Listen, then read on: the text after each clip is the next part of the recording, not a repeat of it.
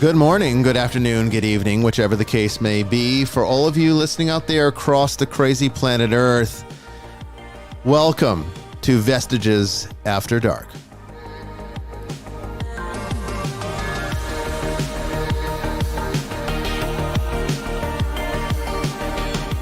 And I'm your host, Bishop Bryan Willett, coming to you live from the foothills of the Appalachian Mountains on this very rainy August 31st, 2021.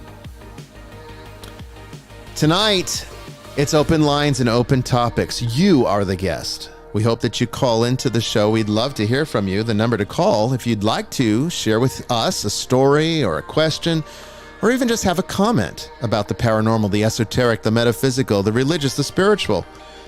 The number to call is 347-338-1860. That's 347-338-1860. Remember to enter PIN number 1100999. We've got a great show tonight. We'll also be taking your questions from the chat room, so don't go away. We'll be starting this up in just a moment.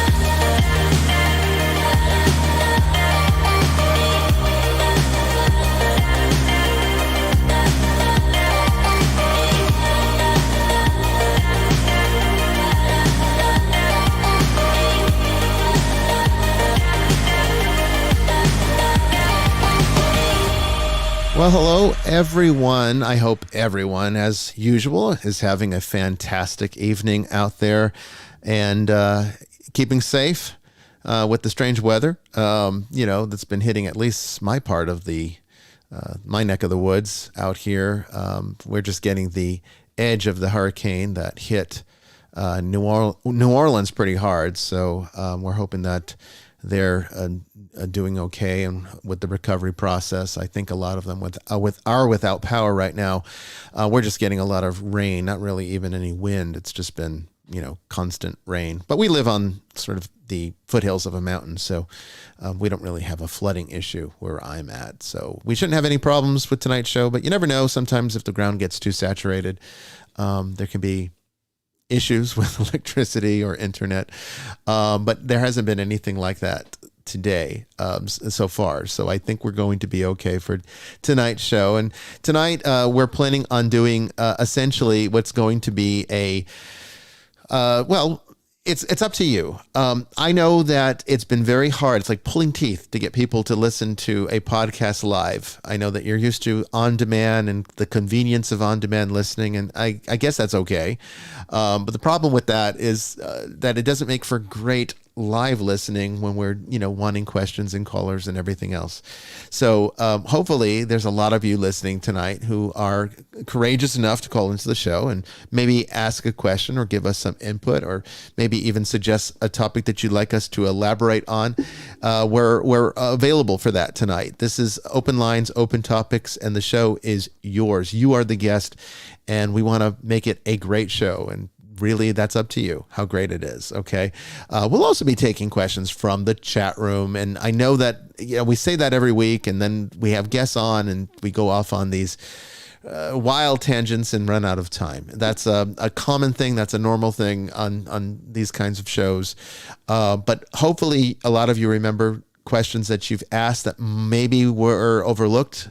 Sister Mary Joan and Father Chris Yates are both in the chat room right now, and they'll be watching your questions, and that can be also a little fuel for our conversational fire that we plan on having over the next 2 to perhaps even 3 hours. If there's a lot of discussion and a lot of interaction, we might take it to a third segment.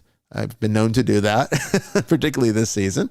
But, overall, it's really up to you. So I know that you always have questions for me when I'm not on the air. How about you bring them to the show so that we can at least make it a little bit more interesting and other people can benefit from the questions that you have, because a lot of you ask really good questions. It's just Twitter's not the place. It's not that I don't want to answer you. It's just that Twitter is not really a fantastic place to answer some of your very deep philosophical, theological, religious questions, because there's usually a lot involved in the things that you ask me. And the character limit on Twitter is not conducive to being able to give you the answer that your questions deserve. This show, however, is it's perfectly designed for being able to answer those kinds of questions. So we hope that we hear from you tonight. If it is only in the chat room, that's perfectly fine. Father Chris and Sister Mary Joan and I can carry on 3 hours without any problem. I can guarantee you, as long as we have a lot of conversation and dialogue and topic, we can come up with just about anything.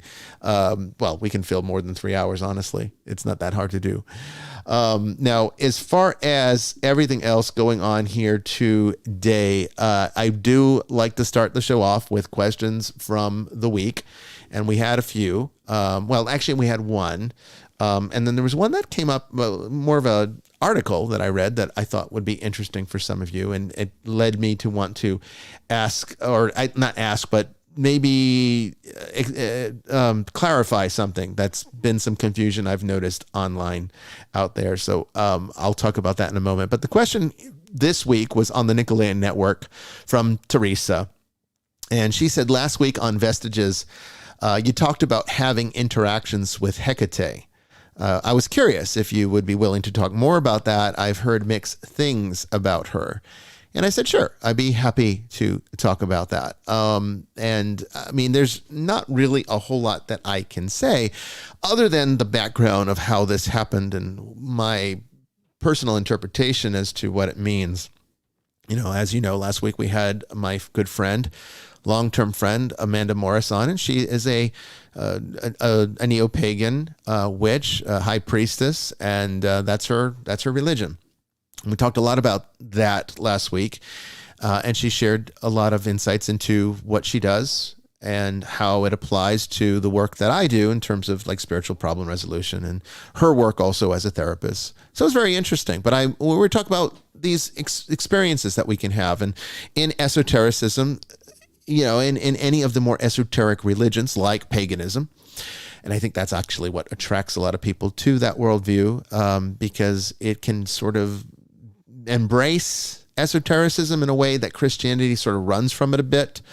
Unless you go to an esoteric church like this one, you're not going to find a lot of people willing to talk about it. Now, that's not to say that there aren't esoteric Christians out there in the mainstream. There are plenty, believe me. That's how I ended up one.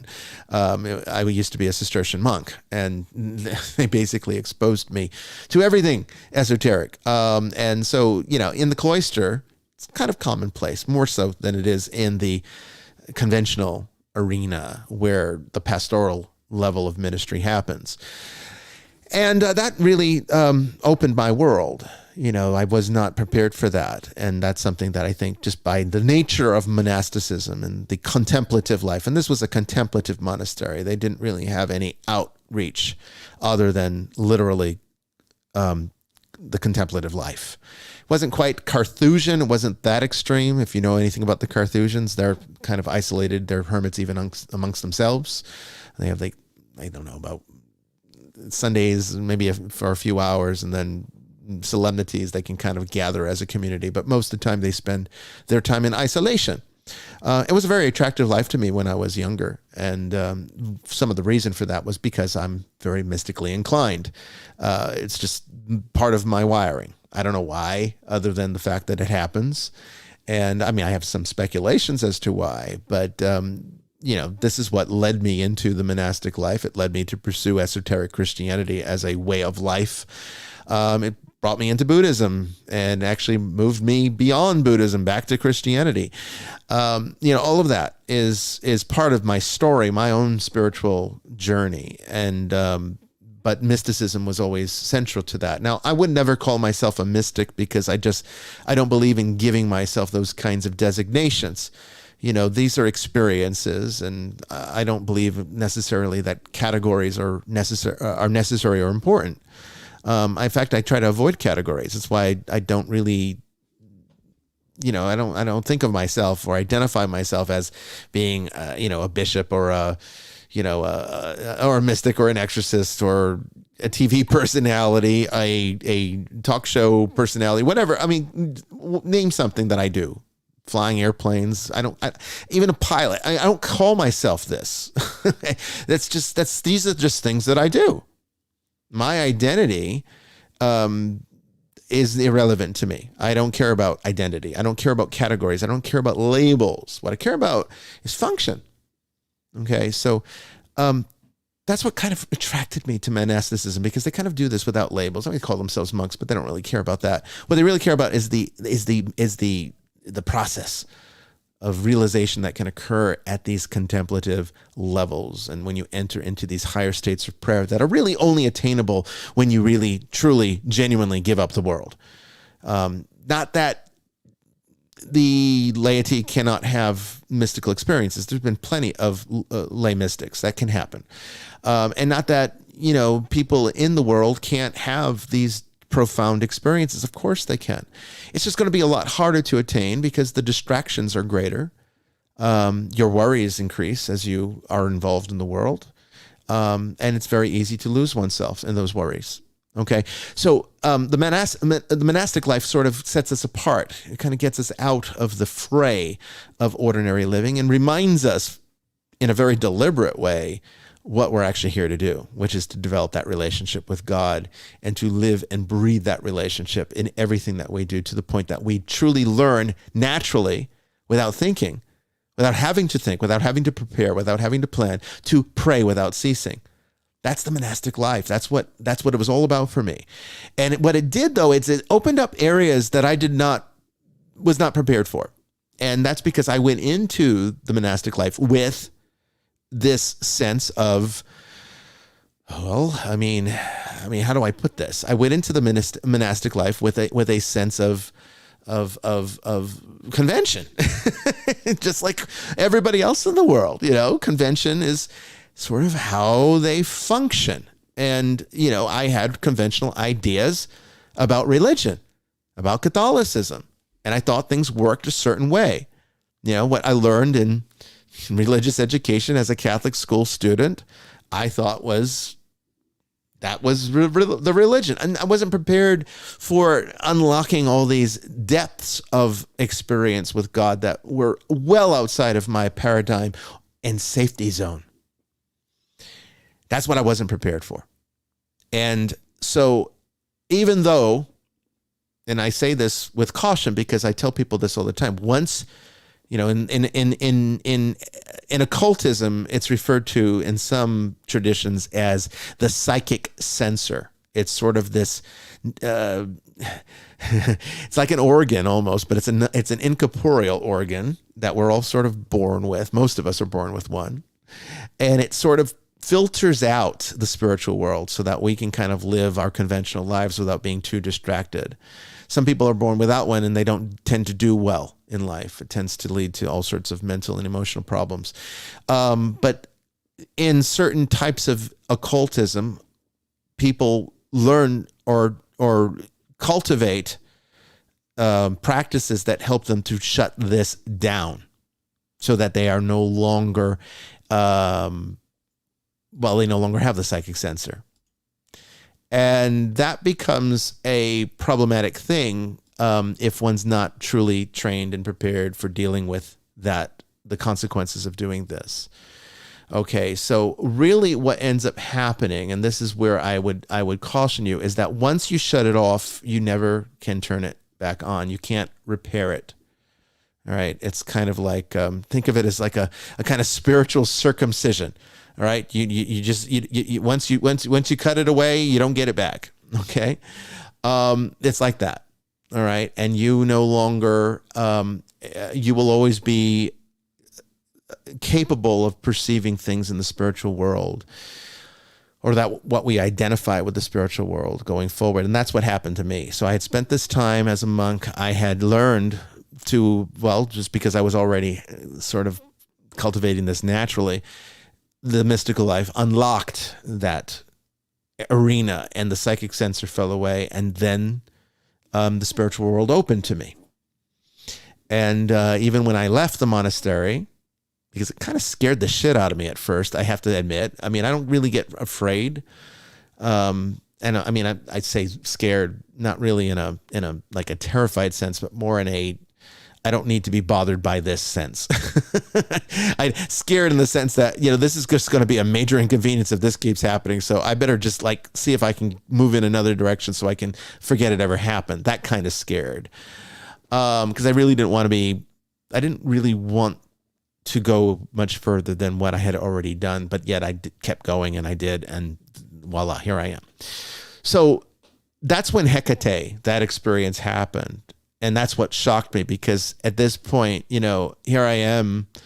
You would think that as a bishop, I would have perceived this to be the Virgin Mary, or that I would be having, at least if I'm going to have a vision, it should be something like, would be part of my paradigm, part of my worldview. I wasn't practicing paganism at the time. I wasn't trying to reach out to pagan deities or gods. I wasn't doing any kind of occult rituals that would maybe lend itself to awakening these kinds of spirits. So here I am minding my own business, doing my normal Catholic prayers, and suddenly Hecate shows up. And that's kind of what happened. Now, if you don't know who Hecate is an interesting archetype in the ancient world, ancient Greek goddess, essentially. But one of her connections, and I can explain to you how this is significant, okay? One of her major connections is that she's sort of like the goddess of the crossroads, okay? And in occultism, the crossroads is sort of that halfway point that sort of connects this world to the spiritual world. They kind of are guardians of what they let pass through. So if you want to make a connection, for example, with a spirit on the other side, you might have to go through a crossroads deity like Hecate to make the connection, because she can make it happen. And she authorizes this. Same thing with, if spirits want to reach out to us. A crossroad deity is something that would be necessary to connect with in order to be able to facilitate that connection, because otherwise there's not a lot of two-way interaction. Not that the spiritual world is somewhere else. Spiritual world's right here with us. But it's kind of multidimensional, and it's based on perception, and conventional perception filters it all out with the psychic sensor. Okay. But with a crossroads deity like Hecate, they can kind of unlock the experience for even people that still have their psychic sensors fully intact. That's important because many years later, I then had encounters that I did not solicit. I was, again, a Christian minding my own business, where I was then able to encounter what is known in Voodoo, in the Afro-Caribbean religion of Voodoo, Papa Legba. Legba is also a crossroads deity or a crossroads spirit. Okay. And the Loa are the spirits of the Voodoo or the Voodoo tradition, kind of an extension of the Yoruba tribe in Africa, West Africa.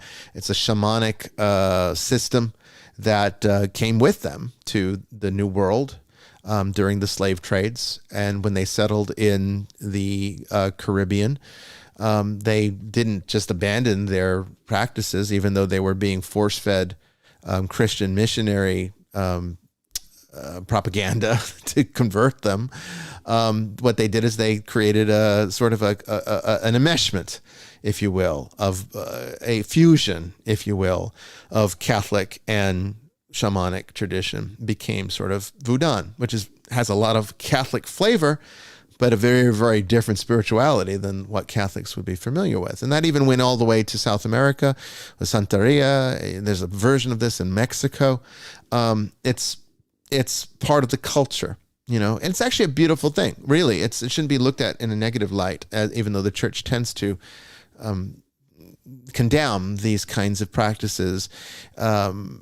If you understand it from their vantage point, it can be quite a beautiful thing for them. And the Loa are the spirits. And so I encountered the one of the top Loa, Papa Legba, Crossroads, the guardian of the Crossroads. In fact, he's connected, if I'm not mistaken, with St. Peter. So you might go to an Haitian household, and they might have all these statues of St. Peter up, and you might think, oh, look at these, what a beautiful thing. These Catholics, they have the dedication to St. Peter. Really, it actually represents Papa Legba. They just attached certain saints to the Loa. And because St. Peter's the sort of the guardian of the pearly gates, right? That's how the tradition kind of goes. He's the keys to heaven, right? Well, Papa Legba, the guardian of the crossroads, the guardian of the spiritual world, and what decides what crosses between them. It would make sense to attach St. Peter, who kind of functions in the same capacity, that likeness to him. So that's how it kind of happened. But I've already had this experience over and over again, this crossroads experience. And so it became part, without going into too much detail, it's almost its own show if I were to really tell you the whole story. Without going into too much detail, it's sort of, it was this theme, this running theme throughout my entire spiritual life, where I would encounter this crossroads. And I think because of that, that's kind of the life that I live. I sort of always have had one foot on earth and the other foot in the spiritual world. That's kind of the theme of my entire life. I've never really fully been a true participant on the planet Earth. Kind of an unwilling helper in some ways. Sometimes more willing, sometimes less willing, depending upon where I'm at. But overall, my spiritual life has been very much that. So it didn't surprise me that Hecate reached out, being that she serves a similar function in that tradition, and that Papa Legba reached out. And I can tell you, I mean, the Loa are real fascinating things. One day we'll do a show just on them. Because I've had physical experiences with them. I'm not talking about visions or mystical encounters or altered states of consciousness. I'm talking about walking around at a supermarket and Papa Legba showing up and like putting things in your cart. That kind of thing. I've had fascinating encounters that would really spook a lot of you, I think. And maybe we'll get into that later tonight if your guys are interested. I don't want to take up too much time. I do want to get to your questions. So that's just one of the things that hopefully that, I don't know if that answers the whole question, but Hecate is a fascinating archetype within the Greek tradition, the ancient Greek pagan tradition, and it's been a blessing to have her reached out. I don't worship her. I didn't make any offerings. It was just an exchange of ideas, essentially, is what it was. And it enriched my spirituality greatly. It did not detract from it in any way. In fact, if anything, it kind of led me to become a bishop, because I wasn't even, at that point, I had given up the seminary, and I had left the seminary. I was no longer a seminary, and I didn't want to be one. Didn't want to be a priest. And she shows up, and the next thing I know, I'm on my path to priesthood again. So, sometimes the pagan deities are on our side. I think we tend to create the battles and the wars between them. They are far more helpful than I think we even realize. It's just, again, convention gets in the way. Now, I wanted to mention this too before we get started here. We have well, you've heard me talk about this before, and this is where I wanted to get into some clarification. I've talked about my metaphysical theories, speculations, not even theories, speculations, not even conspiracy theory level, about COVID-19, the strange government response with the lockdowns and the irrationalism, and the fact that there's like alien disclosure going on. You've heard me talk about this. Well, there's been some idiots out there that have told people or written articles that are saying that I am preaching this stuff. No, I have never preached this stuff. I do not talk about this stuff at the pulpit. If you watch the Mass, you'll know that's true. I don't talk about this show. Look, Vestiges After Dark is a speculation show. It's to kind of step outside of the paradigm of the convention in the normal world, give it kind of an entertaining experience, but also interesting. So we're going to talk about things like that. Okay, I'm not saying that I believe this, and when I give you a speculation, it doesn't mean that I believe it. What it means is it's something that I'm making an archetypal connection that I think is worth recognizing. And the reason for that is that there's some weird stuff going on. And if you're paying attention, you have to say, well, what could this mean? Well, maybe it means that. And because we talk about aliens and other things on this show, sometimes we're going to go in that direction. Doesn't mean that I'm teaching that. It doesn't mean that I'm preaching that. I mean, that's ridiculous. So anyway, I saw an article. Now, Bloomberg is not a social, it's not a media source that I particularly read very much. It's kind of like, in a way, it's sort of the more liberal sided Wall Street Journal. Wall Street's journal's kind of like center right. Bloomberg's kind of leftist. And I don't really care for either paper anymore. But Bloomberg, it's a mainstream. Whether you like it or not, whether you give credibility to the things that left-wing media puts out there is irrelevant to what I'm about to say. I found this interesting. Okay, now this was their opinion. It was a Bloomberg opinion article that they published yesterday. And this is what the article's headline was. The future will be weirder than we think. And then it gave a little caption there to kind of catch your interest to go read the article. And under that, where it said the future will be weirder than we think, it said 150-year-old humans, new life forms on Earth, intelligent visitors from outer space. It's all coming sooner than you think. And I thought, that's freaking weird for a mainstream media financial paper to write an article that says that. Can you imagine Wall Street Journal, which is their kind of, like I said, their competitor for, center right, more so. Can you imagine the Wall Street Journal publishing that 2 years ago, 3 years ago? And now this is what they're publishing in mainstream media. It's shocking to me. Now, I'm not saying that any of my little theories that I did not preach for you out there that make up this crap about me.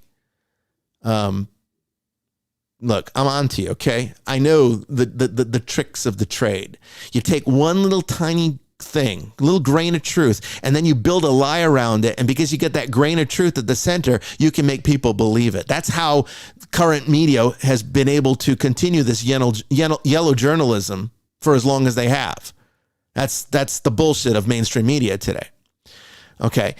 What I'm trying to say is, though, the fact that a mainstream media article is writing content like that is pretty surprising to me. Makes you think, like, what the hell do you know? Here they are. When have we ever had a government pushing vaccines like this? I mean, to the point that, anybody that objects to it, you're immediately blacklisted. If a doctor speaks out against it, his career's over. Pretty damn strange. We've never behaved like that before. And they're pushing this stuff, It makes you wonder, is there not some other alternative reason that they know about that we don't? I'm not preaching this. I'm not even saying it's true. I'm adding some entertaining speculation to a show that's about that. So for you folks that can't tell the difference, let me spell it out for you. Because clearly some of you are not smart enough to do it for yourself. Maybe this show's a little bit above you, so maybe you should tune off right now. If any of you that are writing this bullshit out there about me are listening. But I find it weird. So that starts us off today's show with a lot of strange little little tidbits. So we have our Hecate experience, and we have our, what do you call it? My alien theory that's not preaching conversation, topic. We have a few things that we can start off with. But joining us today for the next, for the next 2 or 3 hours, we have Father Chris Yates and Sister Mary Joan. How are both of you doing tonight? Hey, everybody. I'm good. Just a little soggy down here on the south side. Yes, it's been raining like crazy over here. How are you doing, Father Chris? I'm okay. It's the first day of spring here in Australia. So happy spring. and it is a nice sunny day. So at least the view out of my prison window is very nice. Right. Well, so we are still in lockdown here. How is that going? I mean, the news that we get around here varies from, just basically touching on various events that are going on. But there's like a lot of extremist press that's out there, and there are fearmongers on both sides of the fence. And I just want to say that if you're pushing fear in any direction just because you think you're on the conservative side and you're the good side, well, you're no better than the liberals that are pushing fear on their own agenda. I don't agree with conspiracy theories and fear, but I do like hearing firsthand experience what's going on. So we got a lot of conspiracies about Australia over here in the U.S. from the conservatives, and I don't believe all of it, but I'd like to hear what you've been experiencing there. Sure. I mean, I agree with you. I think I've said it before on this show. I don't subscribe to conspiracy theories because a conspiracy theory, when it comes to government sort of controlling us, presupposes that they're clever enough to have a conspiracy, and to put it into practice. So I don't think that's the case. I think that what's happened in Australia is they've made a rod for their own back, really. I live in New South Wales. Our Premier is in the Liberal Party, which, just to confuse Australians, is the Conservative Party of the big two here in Australia. So is the federal government. But actually, what's been quite different here as opposed to America is, masking, not masking, vaxing, not vaxing hasn't been aligned to political parties. So that's one thing for which we can give thanks. Everything in the United States is aligned to the liberal. Technically speaking, Father Chris, that too was also a fabrication and a complete construction of the media, because technically speaking, both parties are fully in agreement with a vaccination protocol. And but if you listen to the media, they will tell you that it's the pro-Trump people that are against vaccination. I can tell you right now, I know a lot of pro-Trump people. I know a lot of liberal people.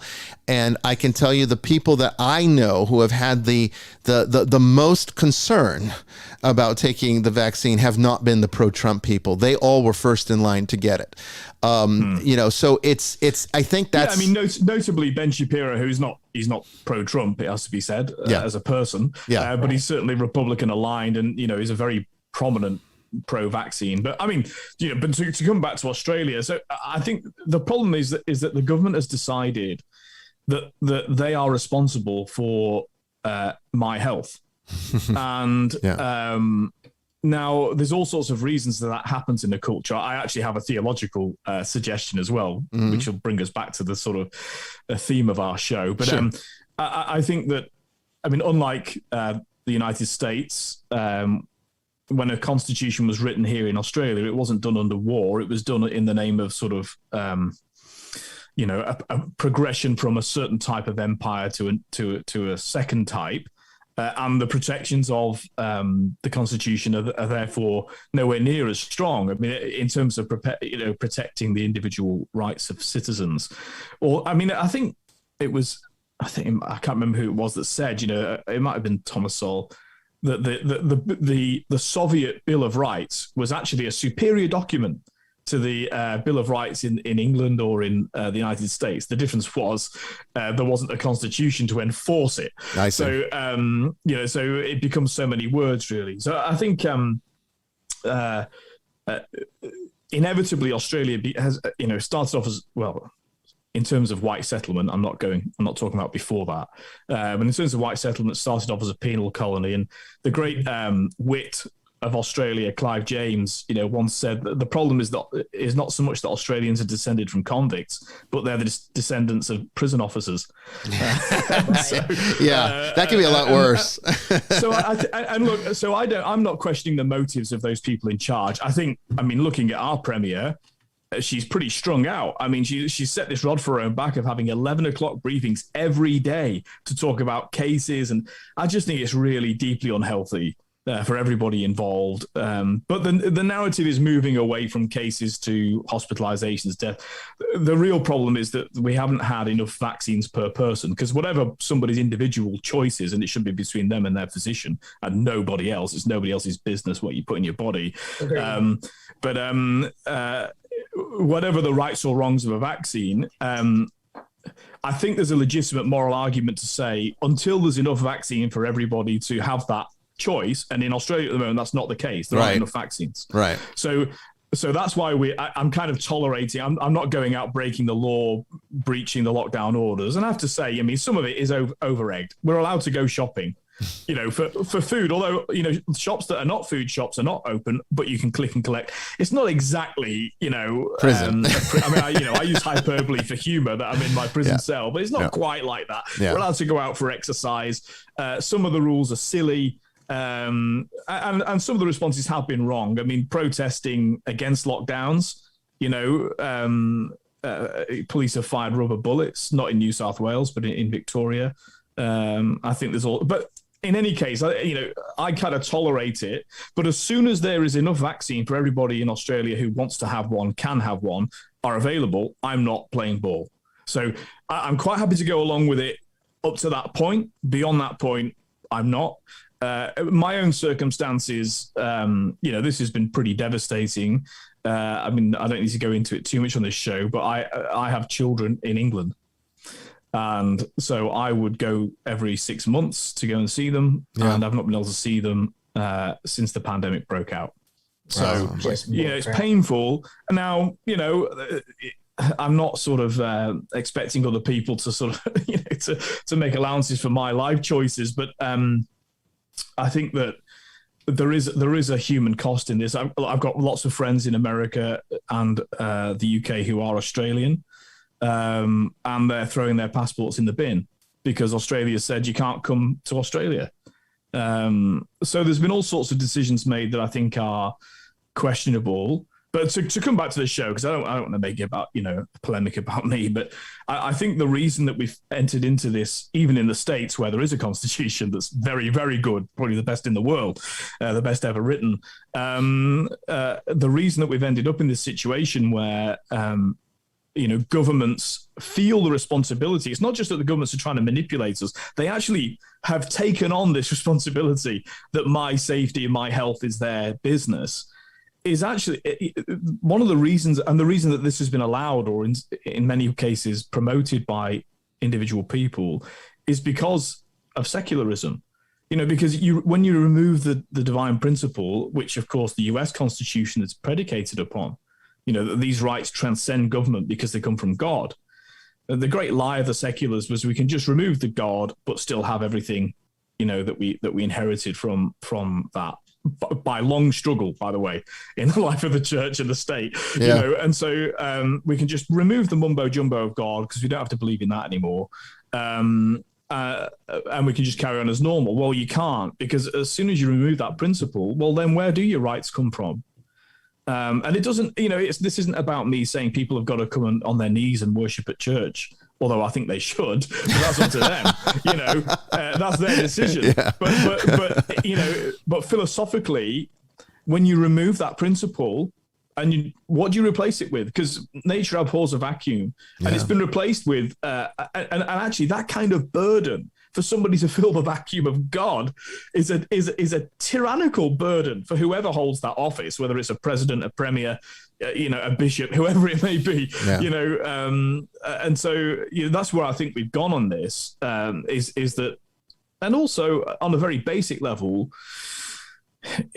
it speaks to the meaning of life. If you believe in God, then the meaning of this life is in fact to love and serve God, and that actually this life isn't all there is, and therefore, and in fact, the greatest sin is the unlived life.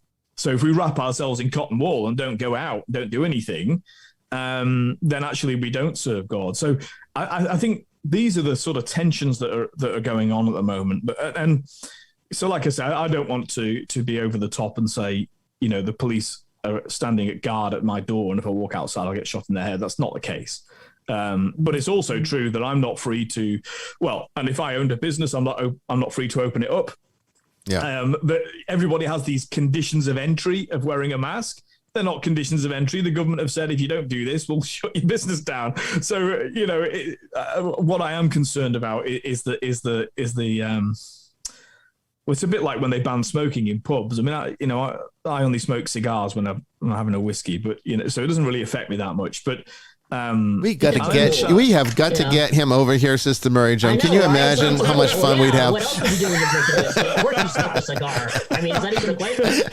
I've even got a smoking jacket, of course. That's perfect. I don't have one of those. We got to get up to snuff on that. Well, I think we should go in. We should just start a little group and go out there and rescue him. Well, I am, in fact, and we can talk about this another time. But I'm looking at one of the ways to be able to see my kids and to get out of Australia is to agree to a 3 month to go away for 3 months. It's somehow easier to get that through the government, because we literally have to have permission to leave the country. I know that's where we're at. That's where scary. We're at. That's and so one of the things I was thinking, slippery slope.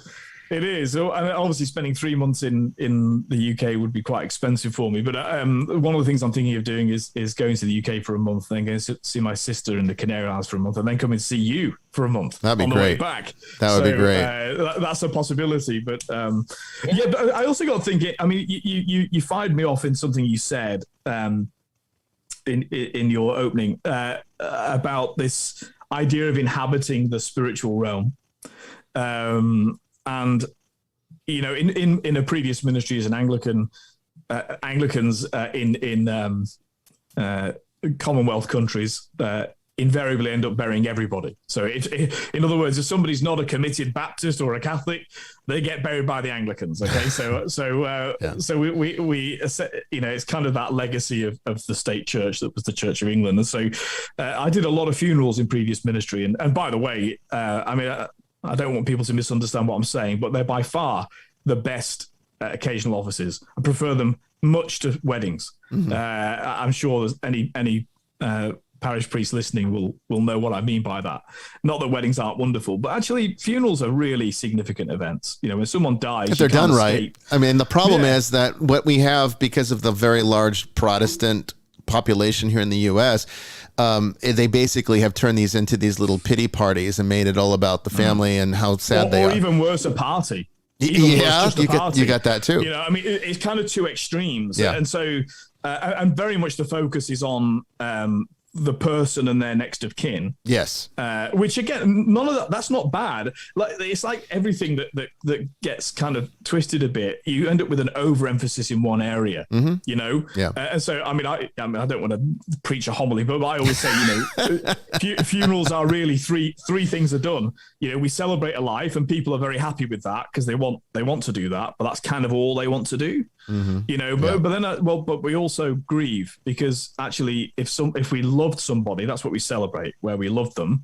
Then actually, we're also going to be sad that they're no longer with us in that way. So, Queen Elizabeth II once said, "Grief is the price we pay for love." It's pretty profound. Yeah. So that it's that kind of. But the third thing, of course, we do as Christians is we have hope. And so, but I often gave this image at funerals from my Irish origins, not that the Celts were uniquely Irish, the whole of the British Isles were Celtic, of course. And the Celts built their monasteries. So when you were talking about being in a monastery, that's what prompted me. Mm-hmm. They built their monasteries on the edge So I don't know if people know much about how Christianity entered the British Isles, but it came from the Desert Fathers. So it came from the desert tradition, those that had retreated from, if you like, Jerusalem and those sort of areas into the desert because they wanted to avoid the corrupting cities. And so this faith came on the trade routes, the spice routes of Europe into the West, which is why those monasteries were built on that West Coast. So if anyone's seen, the newer Star Wars films where Luke's on that island. Oh yeah, that beautiful place. Yeah. So that's Skellig Michael. So that's one that was where one of these monasteries was. So picture that. Okay. It's my personal, conception of heaven is that. I always said, people are like, what's your idea of heaven? And it's like, mine is I'm going to see all my loved ones again, my family, my dog, my cat, all these people. It's like, for me, it's just give me an island far away in the middle of nothing. I want my own little continent, and maybe I'll take visitors like once every so many seasons, but that's about as far as I want to go. I want a nice little island. I definitely understand the appeal of that. So this is where the Celts built their monastery, and because of course they didn't have a desert, and but they did have an ocean, and to all intents and purposes, until very recent centuries, that Atlantic Ocean off Ireland was the end of the world, and so they built their monasteries there, and they had this very strong sense of the liminal space, So I used to say this at funerals, when we talk about. Because the church does, in fact, have a mechanism by which we do communicate with those that have gone before us. It's the mass, that in the mass at that high point when the host is elevated, and we say it even in the liturgy, that all heaven and earth, the angels and saints, everyone's present at that moment. Mm-hmm. There's even an argument to say those in hell are present. That's the kind of torture for them, But I guess you could say that's true. But the Celts had this idea of the liminal space, and if you think about a shoreline, that's never a fixed boundary. Mm. We draw it on maps for convenience, But actually, if you went by the millimeter. It's very unlike me to use metric units, by the way. But anyway, if you went by the millimeter as to where that blue line was, and we decided to park our car there, that would be very foolish because it ebbs and flows, and the tides change, especially in the British Isles. The tidal range is huge, and so. But they built their monasteries there, and the image you see, I think of life and death, the spiritual world, the physical world, is like that boundary. And, and I used to encourage people to say, we can actually, we can paddle in those shallows, and we could even swim occasionally, but ultimately at the moment, we're creatures of the air. Mm-hmm. And so we can't live with them in the same way. Right. But actually we can still experience, and that's, the Celts called these the liminal spaces, these where heaven and earth is so thin that you can, the boundary between heaven and earth is so thin that you can experience it, that you can have some notion of the glory of heaven. These are the things that encourage us in life. And I really love that image. And so I think you're right. I mean, in terms of that kind of ultra Protestantism that really compartmentalizes everything for fear of superstition. I mean, again, all things in balance, I mean, there are reasons. Well, I find that so many of them are so afraid of committing some kind of blasphemy or, some kind of they've got all sorts of different ideas as to why it is this way. Idolatry maybe, but they are so afraid of doing anything that might be praying to anyone other than God. Right. That even a prayer for the dead they see as being a pagan addition that was added on. It's like a type of ancestor worship, and they don't understand, unfortunately, the metaphysics of it, because again, that's not being taught either, and how essential it is, and how necessary that grace is, and how much we can help. I mean, that's the thing. They don't understand that the church is literally at the present time divided in the church triumphant, the church suffering, and the church militant. But it is every branch of the church's obligation to build up the church. And just because you're dead doesn't mean that role stops. And they have too much of this idea that heaven's like going off to some retirement home where you just sit around and do nothing. I mean, they don't understand that heaven is that's when the work begins. That's when the work begins. Yeah, that's exactly when the work begins. They don't get it, and that we can count on that grace to help us, and that we also have an extreme amount of grace by having access to the Mass and the sacraments that we can share with the church suffering. The prayers of the dead so important, particularly at that time when people are crossing over, because that's when they're most vulnerable. And unfortunately, the way that they do funerals here in the U.S., it's become almost a complete waste of time. I hate attending them, and I typically don't if I can avoid one. Because unless there's an actual mass where something's being done on behalf of that deceased individual, I can sit there and I can pray while you guys go and you drink your wine and you eat little hors d'oeuvres and you chit chat about your day. And I mean, that's kind of how I've experienced these funerals, and it frustrates me because I see that I think some people thought I was a tyrant, which I probably was, when I was approaching these things, whether it was funerals or weddings or baptisms or whatever it may be. But certainly for funerals, I had a I'm not a big fan of bureaucracy, but I had a form, and it was things like music, music you would like, subject to the approval of the parish priest. And now that I always said it wasn't about taste. I wasn't there to be the taste police. But no rubber bullets. No rubber bullets in your but it was, what I used to say was, we've been doing this for 1,000 years, and so 2,000 years. We've learned a few things, that's what tradition means. It's not that I know everything, but it's that I've learned some things from the tradition, from, standing on the shoulders of giants. And I think, going back to what we talked about last week about ritual, this will actually help you move from one point to another, which is the purpose of this funeral. Mm-hmm. I mean, it doesn't help that often these days funeral directors get in the way as well. I won't name any. But no, I mustn't name any. But there's certainly a group that they have this kind of military position, and it's kind of a nice little show. And what they're really doing is, it's not their fault. They're reinventing a secularized version of a funeral, and so. But actually, I remember I asked this particular company, a representative of once. I said, who is the focal point of a funeral, do you think? And they said, oh, well, the family. I said, no. So then they said, oh, well, the deceased. I said, no, not when I'm here. The focal point is Jesus Christ. Mm-hmm. Yeah. And so, but of course, it's just anathema. And don't get me, I would never speak like that to a family, because for obvious reasons. But actually, for professionals in the industry, I think, no, it's not on. You need to understand some basic principles of the business you're in, and all of the things that you're kind of imitating have come from the church. So, you need to understand what the origin of that was, or it just gets skewed. You see this all the time in sort of offshoots of the church. They keep some things, but they don't really know why.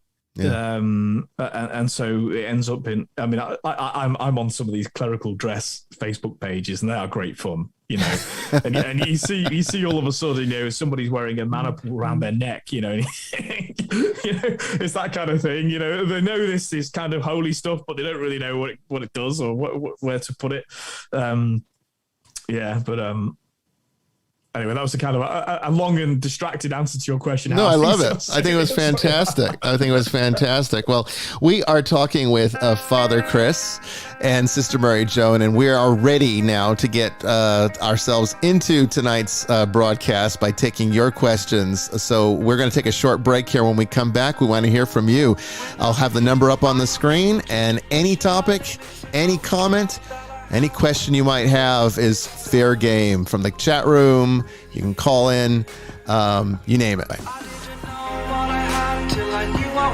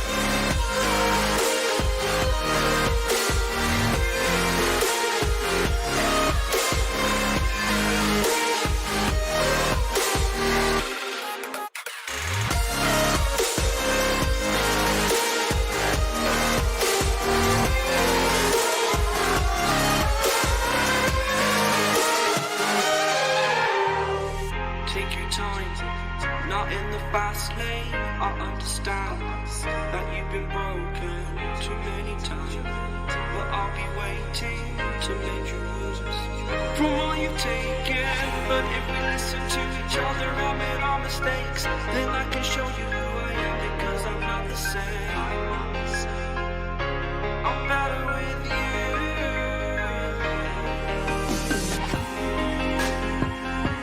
I'm better with you.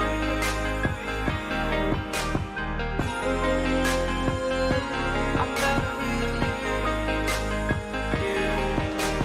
Catch me when I fall, and I will keep you off the ground. That's when I knew that I need to spend my life here with you.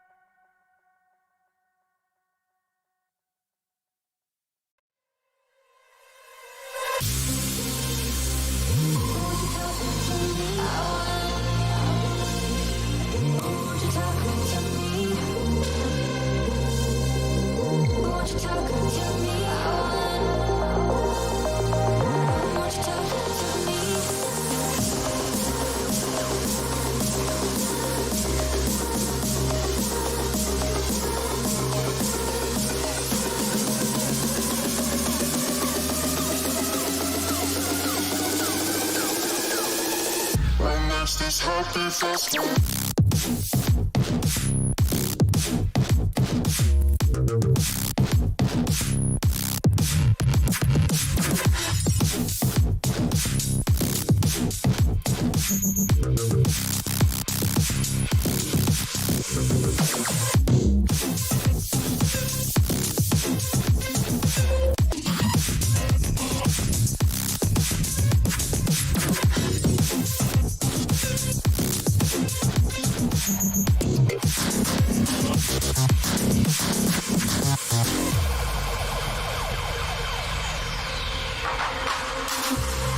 Showing off, don't wanna have to wait tonight.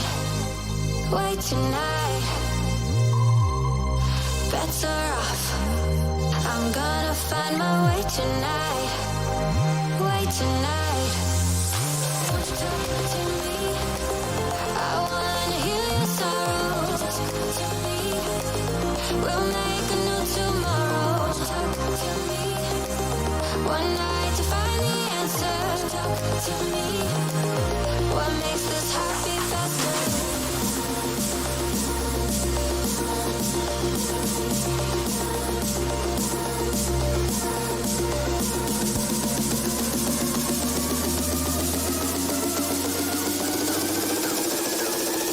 What makes this heart beat faster?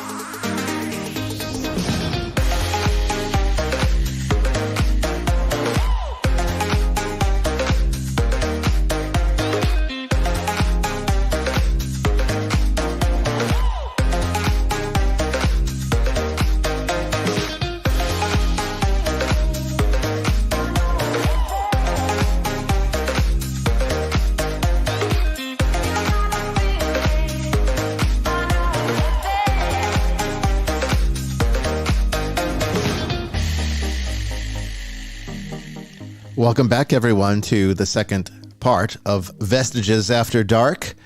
It's open lines, open topics tonight, and we want to hear from you. The number to call is 347-338-1860. That's 347-338-1860. Enter PIN number 1100999. That's 1100999. I'll put the number up on the screen for those of you watching on YouTube, Twitter, and Facebook, Daily Motion, and Twitch. Questions, comments, stories, anything. We want to hear from you. But we'll also take questions from the chat room as well. Don't go away.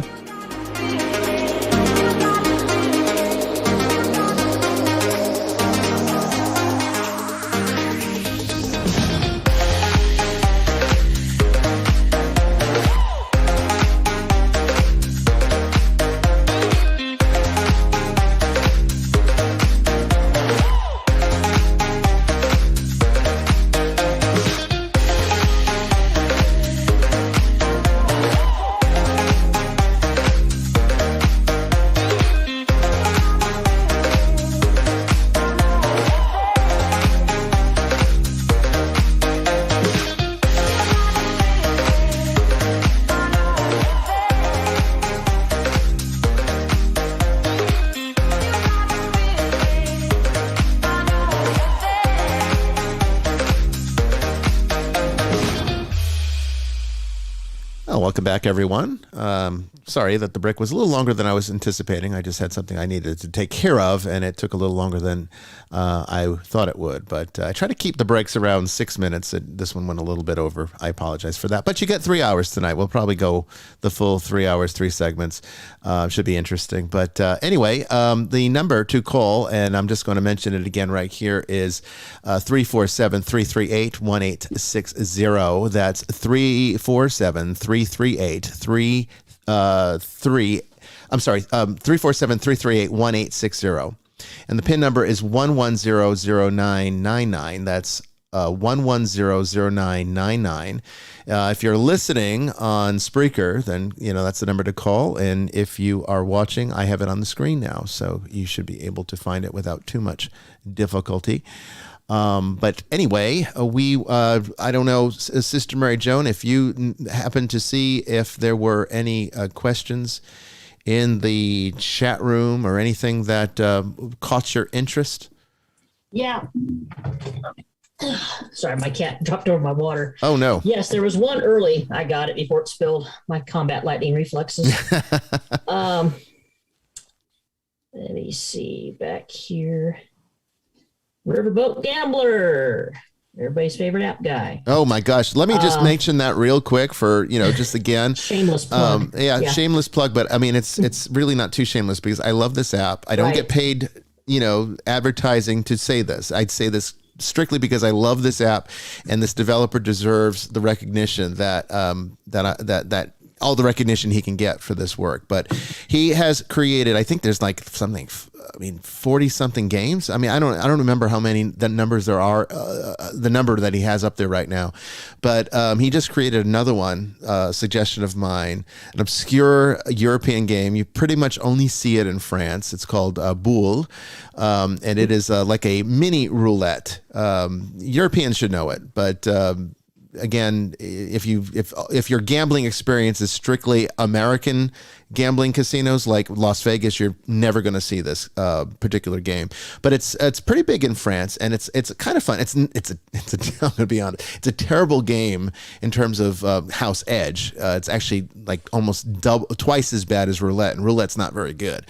But it's fun to play, and it's particularly fun because the wheel is in such a way that it doesn't actually spin. The ball spins, and the ball is made of rubber, and it bounces around a lot, and then it lands in one of the divots that decides which number comes up, or the color, whichever you bet on. You can do odds and evens, pretty much, what you would expect from roulette, but there's only 9 numbers instead of the 36 plus 0 or double 0 if you're looking at it from the American. Yeah, there's a version of that that's not gambling. There's a version of that that's like the equivalent of a board game. Oh, is there? Play between two people. Yeah. Oh, really? So it's quite popular in France. Interesting. North of France, especially. So yeah, I played it. Have you? I wonder if it was based on this. I mean, I wonder if it was something that they developed. Might be. Yeah. Because they say in this one, all the balls are kind of it's in a depression type shape, right? And then you spin a top in the middle, and the balls gets spit out to the edge, and then they land in various divots that have different values. Oh, that sounds just like it. Yeah, that's exactly what Boule is, and. It's a fun little game. They say it's as old as roulette, if not maybe older. It could actually be. Some historians think that it might be the first one that came out. But it's a fun game, and the Riverboat Gambler, at my request, put a version of it in, and it's fantastic. I played it a little bit today. I haven't had a chance to really sit down and get into it. I didn't do too well, but it was lots of fun. And you can get this app for free. Okay, he doesn't charge for it. There's ads that do pop up, but they're far and few between. It's still a lot of fun and doesn't cost you anything. And it's a way of practicing with real odds. They're the actual odds that you'd get in the casino. He's kind of actually really a stickler about that.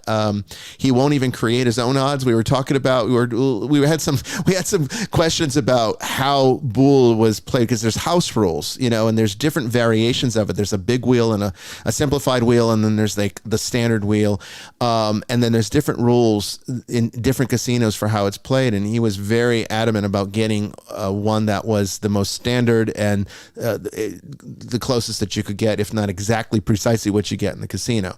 So all of his games are fantastic. He puts a lot of effort into them, and it's so much fun to play. You don't have to lose any money. It's all digital money, but it's fun. Get it. Go get the app. If you like any of those kinds of games, like blackjack and craps and all that fun stuff, Pai Gow, you can go and play this and practice when you're not at the casino. That way, when you do go to the casino and play for real money, you know what you're doing. You've played it a few times at home, risk-free. That's what I love about this app, is that I can just sit at home and drink a scotch and play this one. So it's a fantastic one, and he's constantly making it better. I'm trying to talk him into Fantan. That's the next. It's an Asian game, a Chinese game, kind of a complicated one to implement, but he's done some miraculous work before, so I have every confidence that he'll be able to pull it off eventually. So, Good job, Mr. Gambler. Yeah. So, what was the Riverboat Gambler's question? All right, I'm just going to read it verbatim. Okay.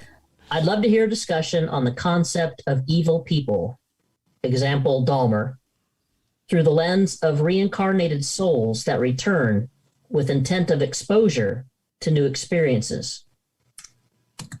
So he's talking about like Regan Forston's concept that I believe he asked a similar question during that podcast, and we didn't get to him because we just went all deep into some conversation with Mr. Regan.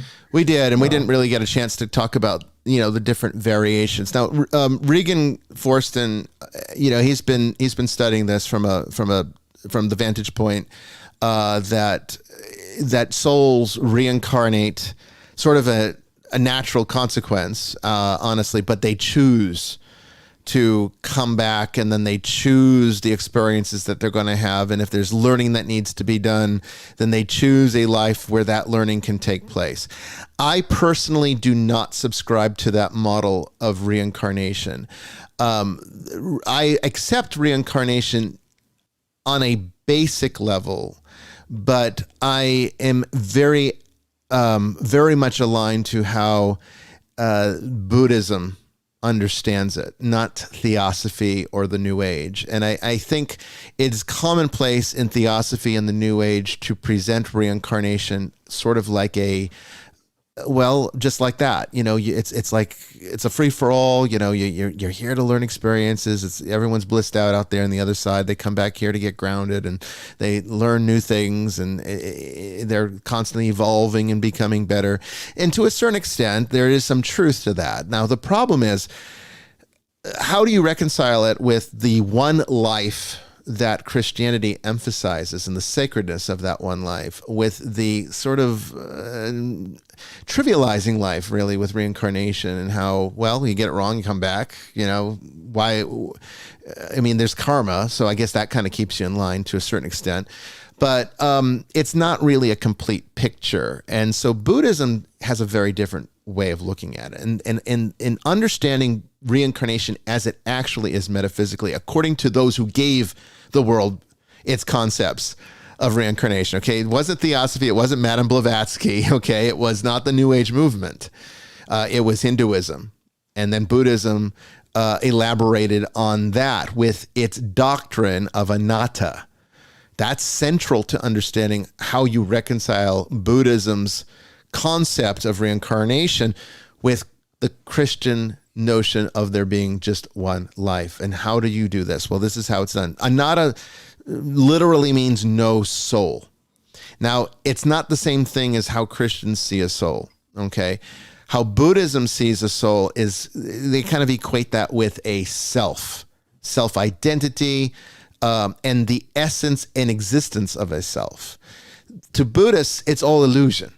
It's a game of the mind. It's a perception error, but it's not authentic reality. And so for Buddhists, the goal is to attain to that understanding of authentic reality, in which a concept or notion of the self is going to distract you and move you away from the very essence of what you're trying to achieve spiritually, which is to grow and evolve.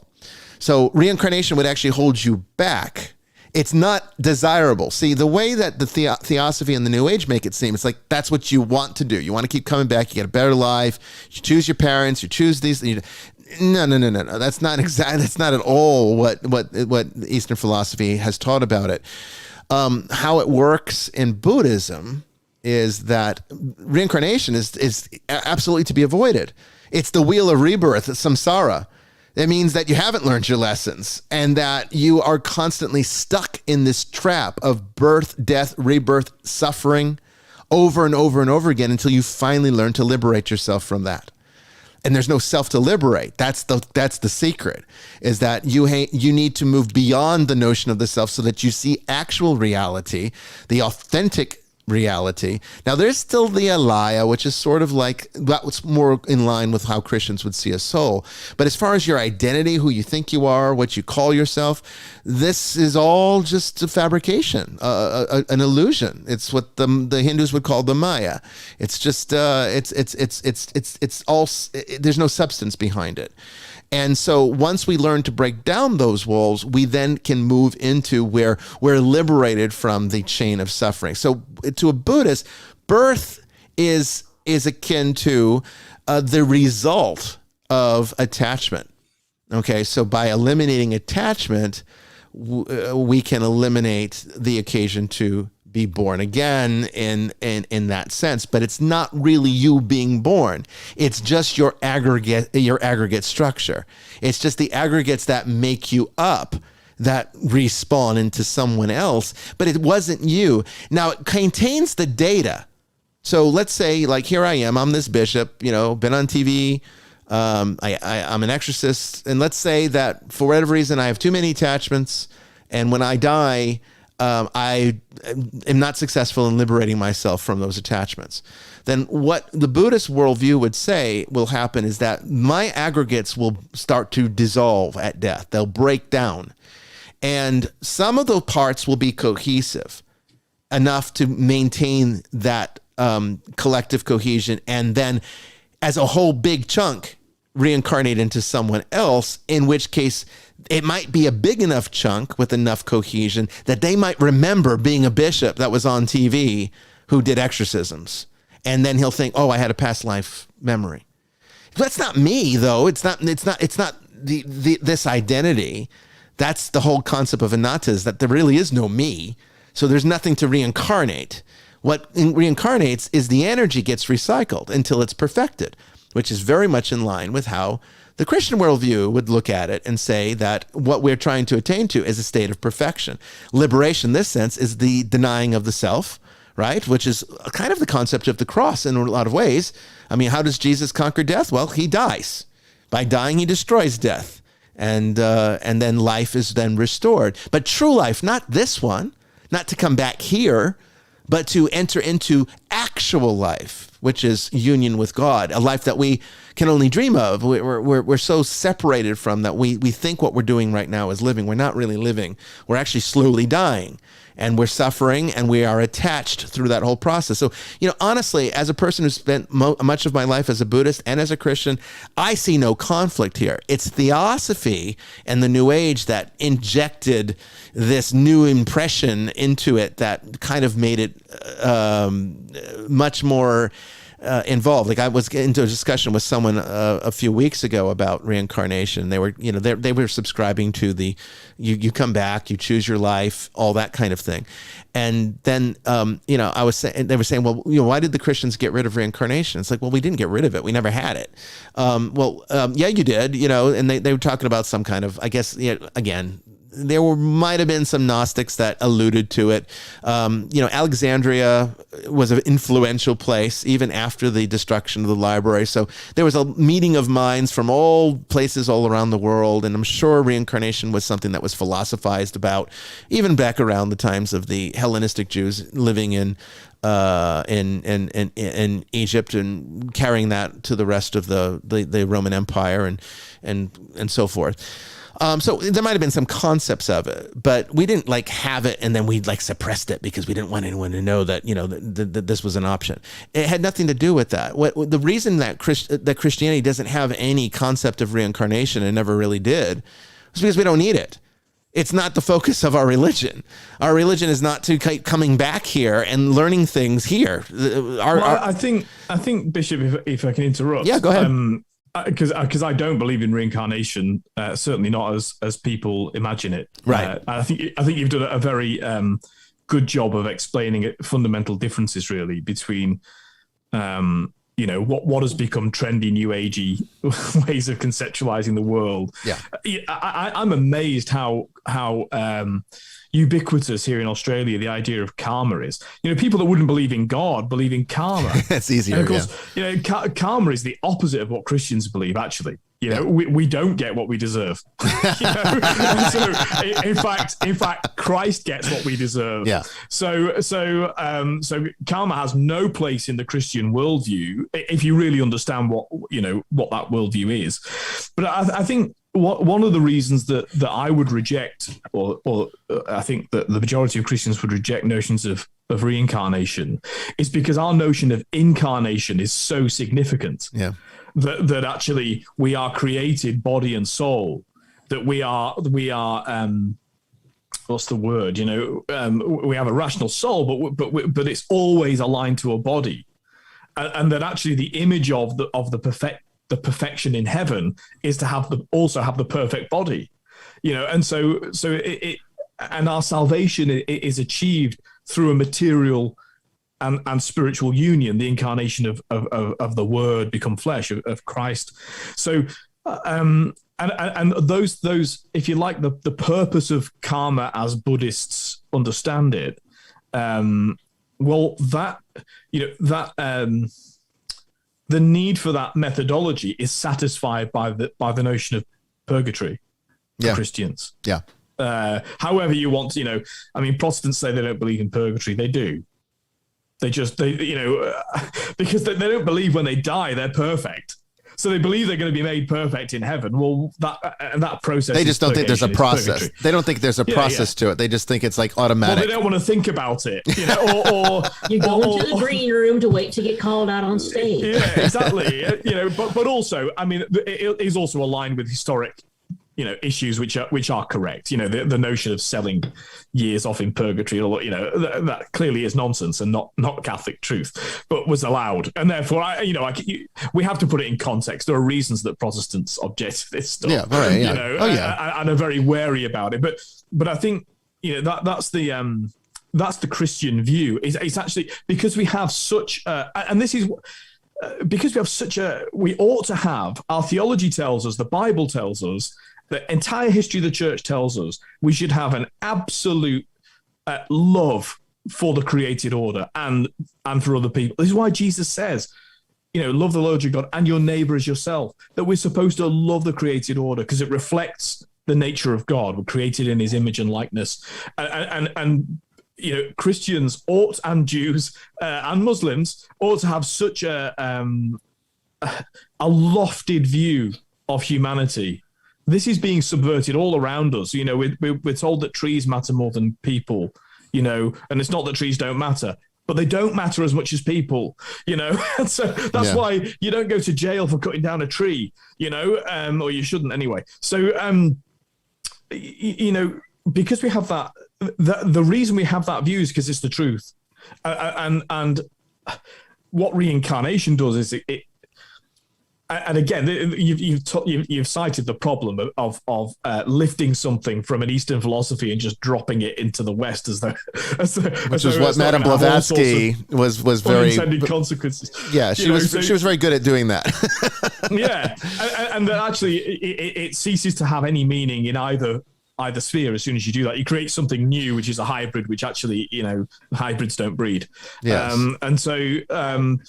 I think that's why for me reincarnation is unacceptable. But I don't want to wriggle out of what I think is the fundamental question, which is the problem of evil. How do we? So if the question is, can Hitler be reincarnated and be Hitler again? The answer is no. In fact, the answer is far more terrifying. I think that is a far more comforting thought to think that, there's just these souls that are just wicked and evil and they get reborn, but the rest of us are okay. Actually, the truth about evil is that any one of us are capable of descending into what we would describe as dehumanized ways of thinking and acting. Yeah, it's all in us. It's a matter of it's a matter of controlling it. Yeah, and so evil is to allow for the void to take control of our lives. That what evil really, God doesn't create evil. Evil is the degradation of that which is good. This is the difference between being bad and being evil. I could be bad in terms of, I might drink too much or swear or, do things that really, aren't necessarily good for me, but, they're just kind of bad. I might not do my homework on time, Right. But that's not evil. Evil is to deliberately destroy something which is good. That's what evil is. This is why, in the garden, what the evil is the, the serpent tempting Adam and Eve to disobey God. Yeah, because that's the difference between badness and evil, and actually we because we're created in the image and likeness of God, we have the capability to choose to do great harm, and so evil is tied to the libertarian nature of God, that we're allowed to be free. Yeah, and so that's what I say. Freedom is higher. Freedom is higher than holiness. It absolutely is. I mean, the Bible proves this, and Christ proves this, and everything God does in Scripture proves that this is true. He values our freedom even above our holiness, because he would, if holiness was the higher thing, if that was the rule, then freedom wouldn't be able to circumvent it. But it does. It is allowed to do it. We even see freedom expressed within the Trinity. Yeah. And we could have more than one show on. Oh yeah, Trinitarian theology, maybe we will. Maybe we will. And I don't want to distract us too much, but even within the Trinity, we have this dialogue in the garden of Jesus. He's about to face his trial and death, and there's this dialogue between the Father and the Son. But Thy will be done. But there's a sense of freedom that even within the Trinity, in fact, the Trinity couldn't be what it is, which is the perfect expression of the giving and receiving of love, without freedom, because love has to be freely given and received. It can't be forced. In fact, force is the opposite of love. Well, see, that's where I think to get back to, I think the fundamental question that the riverboat gambler had about this in terms of how it applies to the reincarnation. And clearly, I think from the way he formulated his question, it was coming from more of that Western theosophical view instead of the genuine Eastern Buddhist view or Hindu view. Although even the Hindu view, I think, is more in sympathy with the theosophical view than even Buddhism. Buddhism, is unique in that sense of anatta, which I think is essential to understanding how Buddhism works. But I think the perceived conflict between the two, it really comes down to what are we really talking about in terms of intrinsic reality? And I think what Christians, and the reason there's conflict in terms of how these doctrines can't line up perfectly, and like you said, hybrids kind of, but even worse than that, because you're taking something out of another tradition, trying to inject it into a new one and making it work, and it doesn't work. Why is that? I think it's because we're literally doing the error of mixing apples and oranges and expecting them to be one or the other, even though they're always going to be apples and oranges. What I think it is it comes down to the fact that because of that nature, that is what Scripture refers to as being made in the image of God, is a unique qualifying reality that is an extension of God's actual condition. It is not something that the fallen world can relate to in any way, other than the fact that we can do so through Jesus, which is the whole point of why we have that relationship, is because that can be the bridge between those the dissimilar realities, and Jesus can sort of encompass them both. He can be perfect, perfectly man and perfectly God equally at the same time, these two separate natures, but yet still be one whole reality. Which is something that, helps us to attain to what we call perfection. What I would say the definition of perfection is becoming actual. Buddhism, on the other hand, doesn't make those qualifying statements, which is why I think they allow or have the allowance for reincarnation, because what they're focusing reality on is the exchange of energy. I don't think the energy stays with us. And so I think when people really, one of my pet peeves, one of the things that frustrates me more than anything is when I hear Theosophists and New Agers I even hear sometimes Christians do this. They use the laws of thermodynamics to prove the existence of the afterlife and ghosts when they say that energy cannot be created or destroyed. It's like, yeah, okay, energy cannot be created or destroyed, but there's nothing that says it has to stay cohesive. You're not just energy. You are a cohesive energy pattern, a very complex one. And yeah, that energy is going to stick around, get absorbed into the ether, but the cohesion that makes you, that's not going to stick around. But isn't that, I mean, that's a really good point. I have used that analogy in terms of the absence of life, in a dead around funeral. But I think you've hit on something really important, which is if part one is human beings are made in the image and likeness of God, okay, that's part one. Part two follows shortly thereafter. They're given the ability to co-create with God. Yeah. To procreate, and actually that's another argument in a sense from the Judeo-Christian tradition against reincarnation, is to say no, because when man and woman become one flesh and they create with God, they create a new life. Yeah. They don't recycle a life; they create a new one, with God, and an actual one. Yeah, that's the difference. And that was. One of the kind of traditions is that was so scandalous to the angels that this is what caused the fall of Lucifer and the other fallen angels, that they couldn't cope with this idea that these flimsy little creatures, who were mortal, were able to co-create and procreate when they couldn't. When they couldn't, yeah. See, and back to, again, how the question that I guess prompted this, understand that what Buddhism is really focusing on, what the East, and why I value that version over this theosophical one, is that it is true that the energy does get recycled. That's the reincarnation. So the aggregates get recycled. So, okay, Hitler dies. The question was about evil. So let's use what people tend to archetypally think of as the most evil person, although I'd argue they were worse than him. But he might have done a lot more evil than most. But yeah, I think there's there have been lots of evil people who are totally impotent. Yes, and that's so it. He was both evil and potent. And potent. That's what did it. Yes, and he was he had conviction, which can make a person very dangerous. But the fact of the matter is, let's just use Hitler. So he dies. Okay, and his authentic reality, what the Christian world would call his soul. That's the one and only shot. Okay, so that's the thing that gets judged, for lack of a better, I don't like that term, but let's just stick with the conventional words for a moment. That's the part that gets judged. That's the deciding factor between, heaven and hell there. Okay.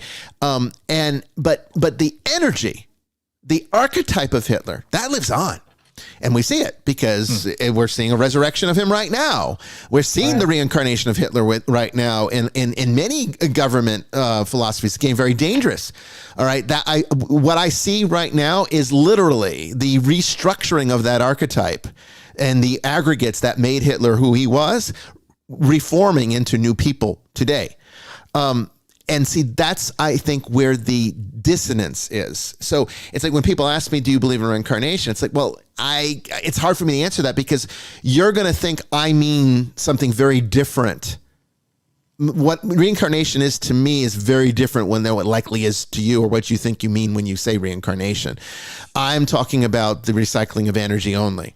I don't believe in the recycling of people. You mean that people incarnate past ideas or past people, well, because actually that's what Christians are called to do. We're supposed to be people that, continue the mission of Christ because we become altus Christus, other Christs. Yes. So in that, if that's what you mean, like some people do that with evil, you can also, you can do it with the good. Christian life is to do that with to become, that's what it means to be a Christian. Actually, it's to,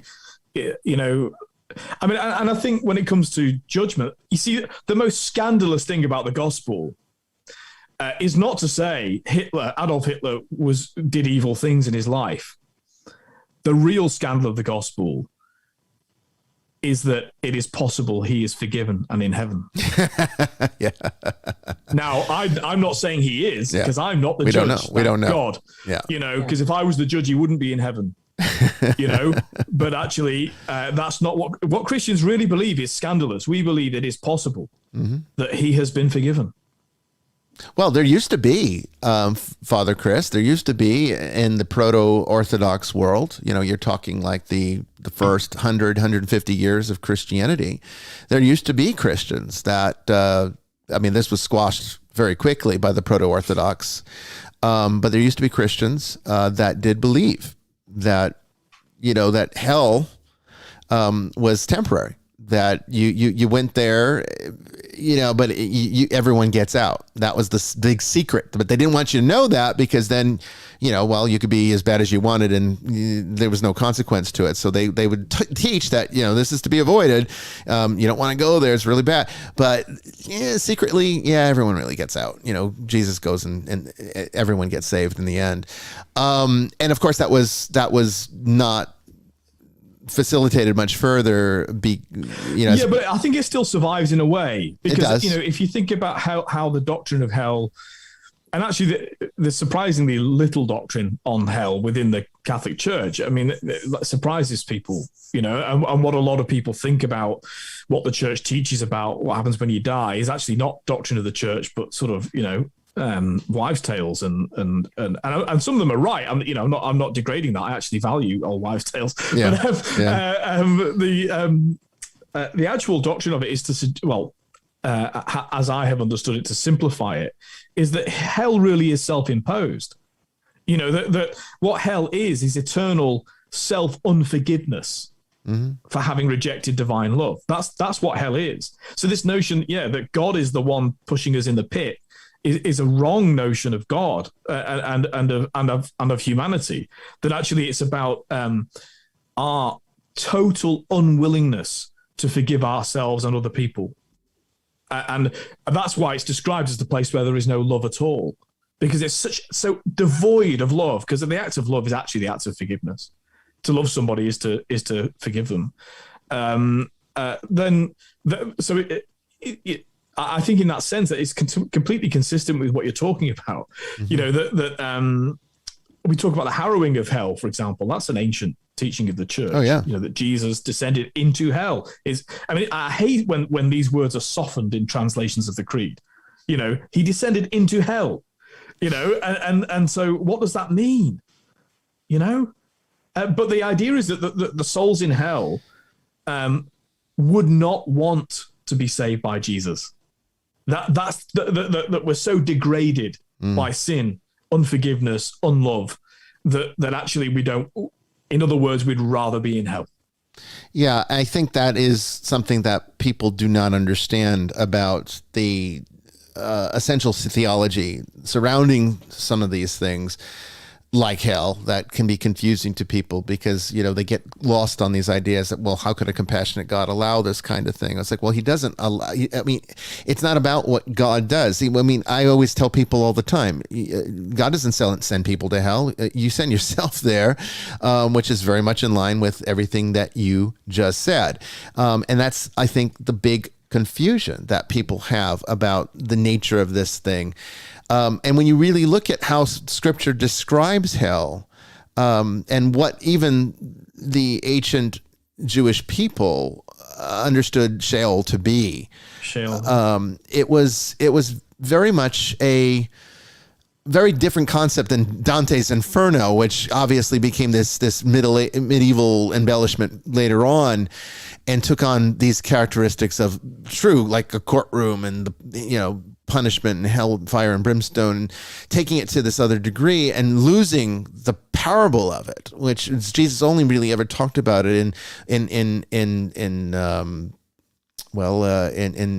not hypothetical terms, but in metaphorical terms. It was never given a literal characteristic outside of just the character of what it was, which I think you described it very well.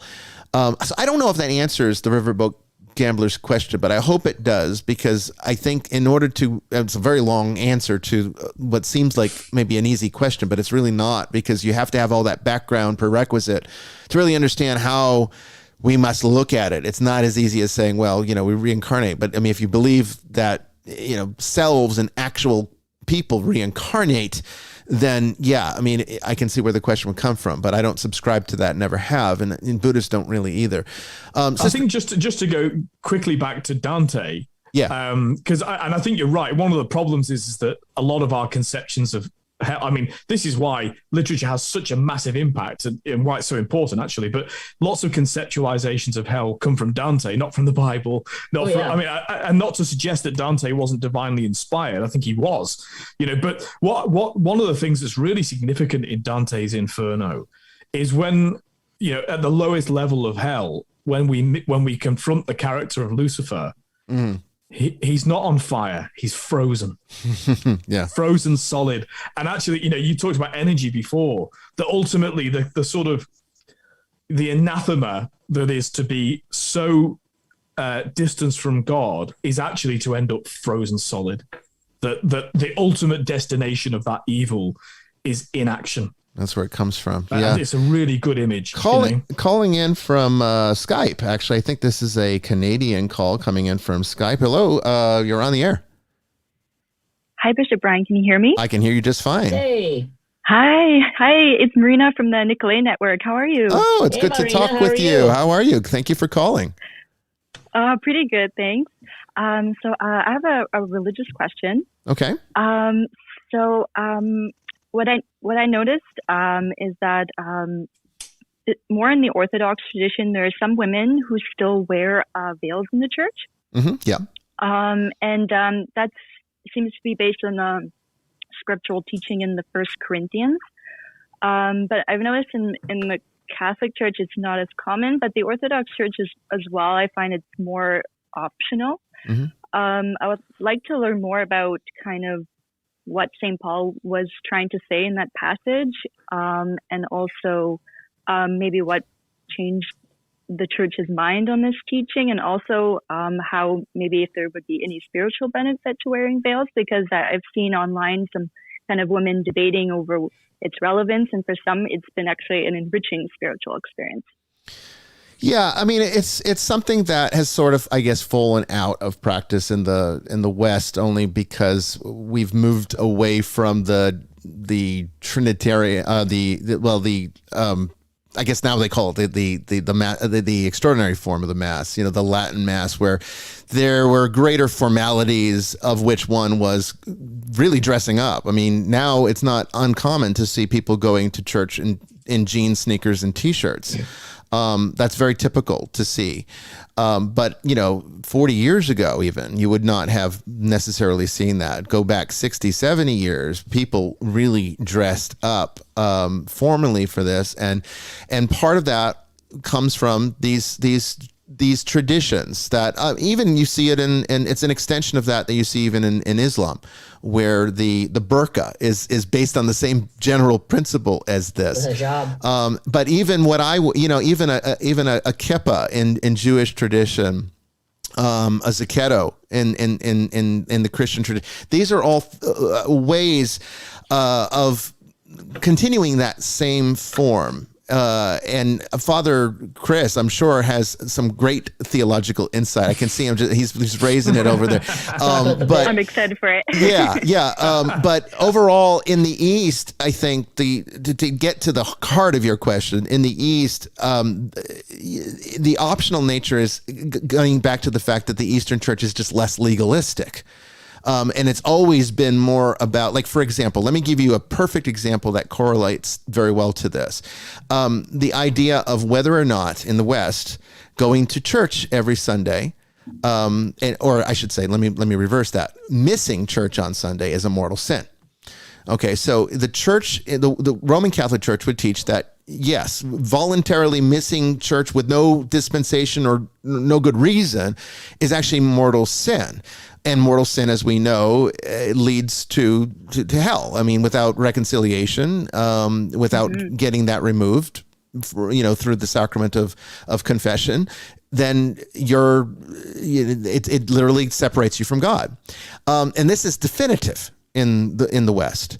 In the East, they don't do that. They don't even have just distinctions like mortal sin, venial sin. It's all sin. But what they do in the East is they say, if you were to ask them, well, is it a mortal sin if I miss going to the divine liturgy? Because they don't call it the Mass in the East. They call it the divine liturgy. No. Usually divine liturgy is St. John Chrysostom. Is the primary one that most of them, celebrate. Is it a sin to miss it? And the answer most Orthodox priests are going to give you, it's like, is it a sin to not nourish yourself and stop eating and starve yourself? Why would you want to miss it? Why would you think that you could? It's more along the lines of they don't see it as like a choice you make. They see it more along the lines of like it's sustenance. It's just something that must be done for naturally, organically. You don't make the decision. It's just something that you would do. Why would you not do it? The Orthodox are generally more positivist, though, aren't they? They are. So, for example, you think about the Lenten fast. I mean, I attended a Russian Orthodox church for 2 years, and I love Orthodoxy. The fast is very severe in Great Lent. Oh yes, it's very severe. Yeah, no oil. No oil.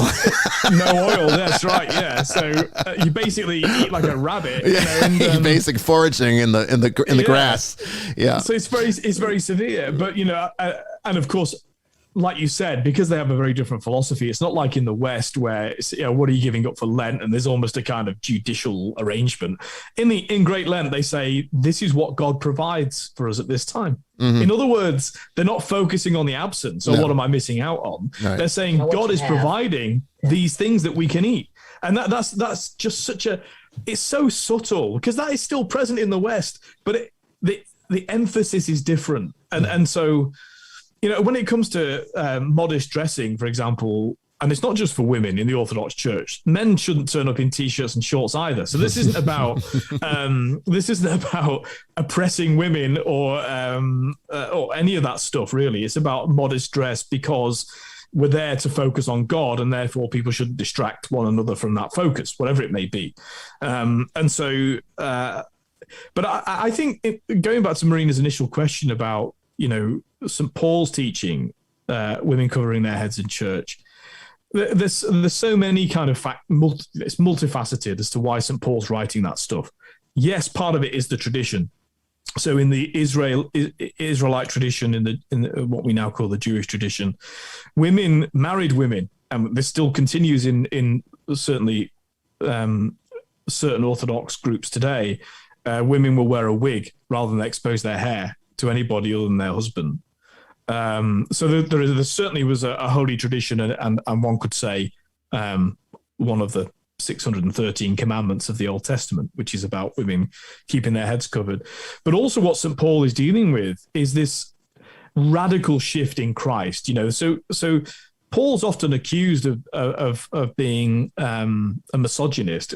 It's anachronistic language. I mean, the man was from the 1st century, So, but actually, there's a radical thing going on. So, for example, when Jesus is asked about the question about adultery, people miss this. It's very subtle. He equates men and women, because he talks about women divorcing their husbands, which would have been unthinkable. Yeah. And so there's a kind of radical inclusion here of women, and that continues in St. Paul's ministry. That when it comes to salvation, baptism, there's neither male nor female. Again, a scandalous kind of thing to say.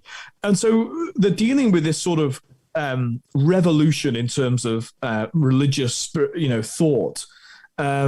Which for us, looking back in time, makes all the sense in the world because we've had lots of time to come to terms with it and lots of other people to think about it. But what St. Paul is confronting is, well, we're actually beginning to worship in new ways. We've moved away from the temple. We've got Greeks worshipping as well. And it's this huge melting pot of St. Paul trying to figure these things out. And, St. Paul isn't that great at order. That's more of a St. Peter thing. He's the authority. Mm-hmm. But if the church becomes too petrified, it becomes rigid and breakable. Well, St. Paul's almost the opposite. He's a total zealot. And so he goes off and plants all these churches But then, of course, we get all of his letters writing to them going, oh, my God, it's all falling apart. You know what you're doing, because, and actually where the church really functions is where St. Peter and St. Paul are together. It's no mistake why it's the Basilica of St. Peter and St. Paul in Rome. We need these two, the love and the zeal, but also the order. And we don't want a lack of balance. Well, St. Paul in his own way in that letter to the Corinthians or the Galatians, I can't remember, Corinthians, Colossians, don't know. They all kind of blend if you. Yeah, they do. Yeah. But they do. But I should know because I'm a biblical scholar. But it's pretty anyway. But it is trying to find some order in that, and you've got this sort of notion where it's often believed that the early church met in houses of rich widows in the Greek world, the Greco-Roman world, and so you've got this sort of trying to put some order on things. Who's going to do what. But I mean. My church does celebrate the extraordinary form, so entirely actually. That's wonderful. And so you mentioned that before. I remember you saying that now. Yeah, and so women. I mean, there's no monitor on the door poking people in the eye. People come as they are, but the rubber bullets are kept at the altar, though. Right, smacking the head with it. That's right. That's right. It is Australia after all. I mean, let's face it. but certainly we encourage women to wear the mantilla, and it's very beautiful, of course. But that's an aside. But beautiful. Yeah, I find it beautiful. And so I actually do. I think there's a spiritual benefit to that. Yes, I do. But the benefit isn't one of. And again, I want to be a bit more Eastern, as you've described, Bishop Bryan. Of saying these are gifts that we're given by God.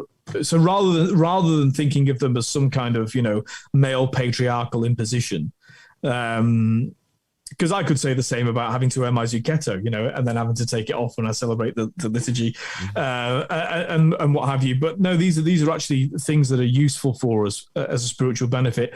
So in the same passage, of course. And this one causes even more controversy. We have this idea of wives submitting to their husbands as the husband, but people forget the second part, as the husband submits to God. In other words, Bishop just did a homily on this a few weeks ago. Right. So the only thing that's being submitted is to the will of God, not to the will of the husband at all. And so if the husband is asking things that are not godly, they're not to be submitted to.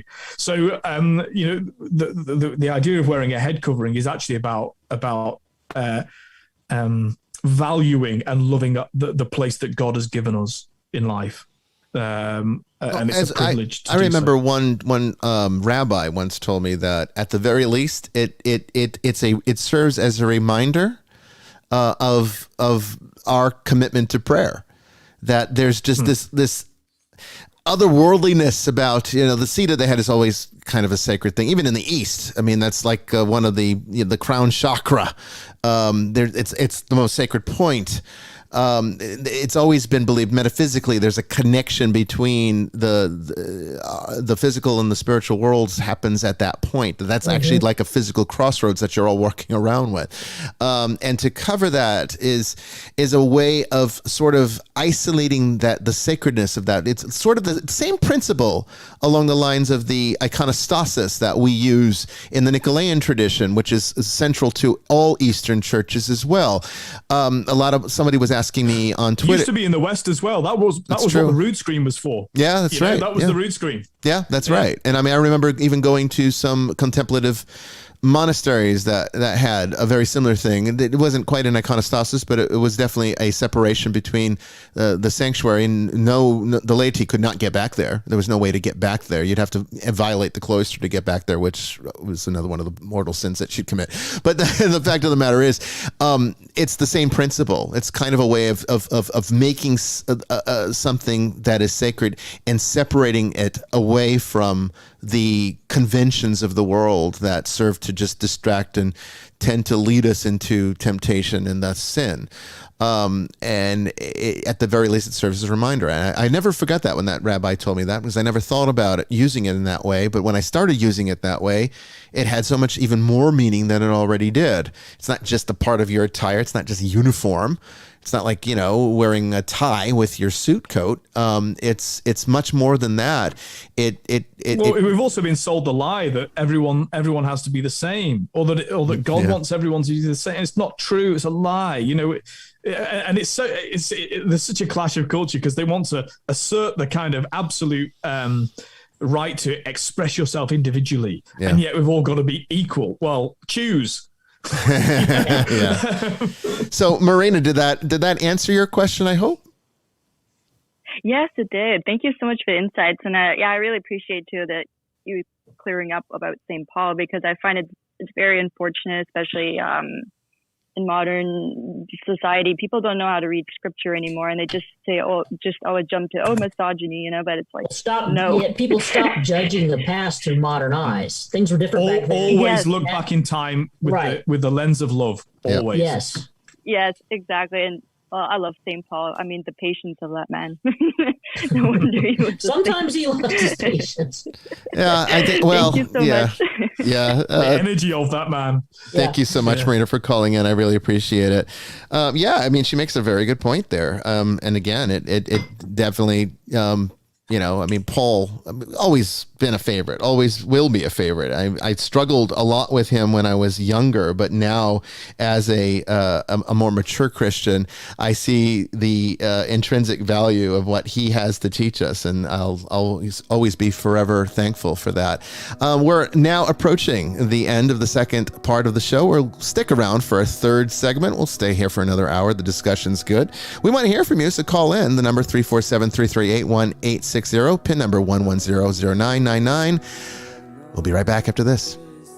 It is cold there, but I am safe and I am warm.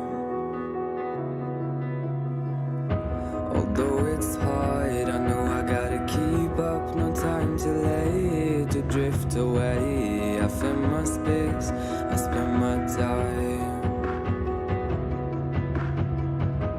down the rabbit hole again. And as I fall, I can feel the pain. You can't tell me where to go, so I don't know, I just go with the flow. I go with the flow. I'm falling up, I'm falling down, from the sky and from the ground. Up above just like below, and I don't know where I should go.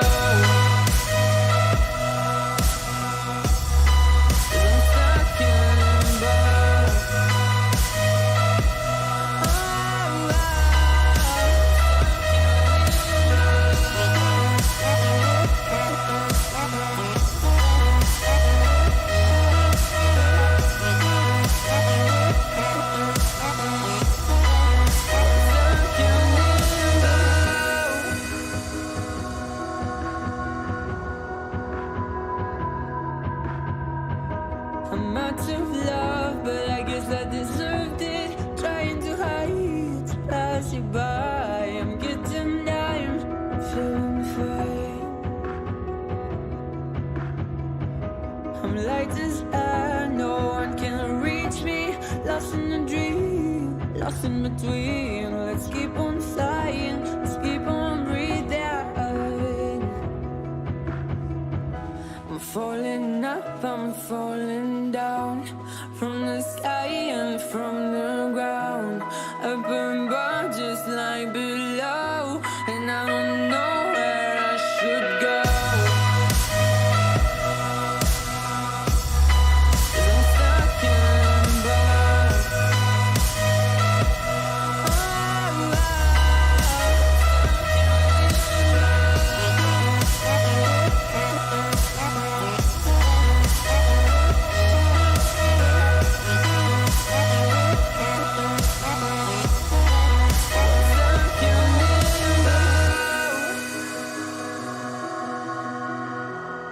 Cause I'm stuck in limbo.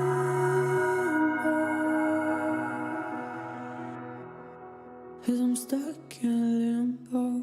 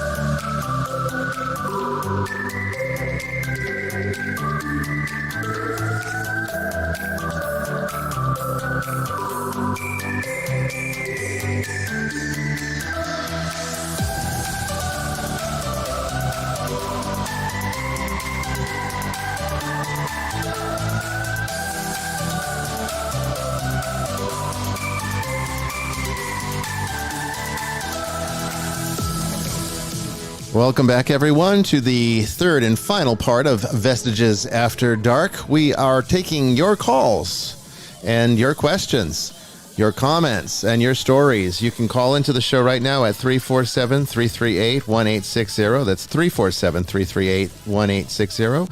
Enter PIN number 1100999 to get connected to the switchboard. We'll take you on the air.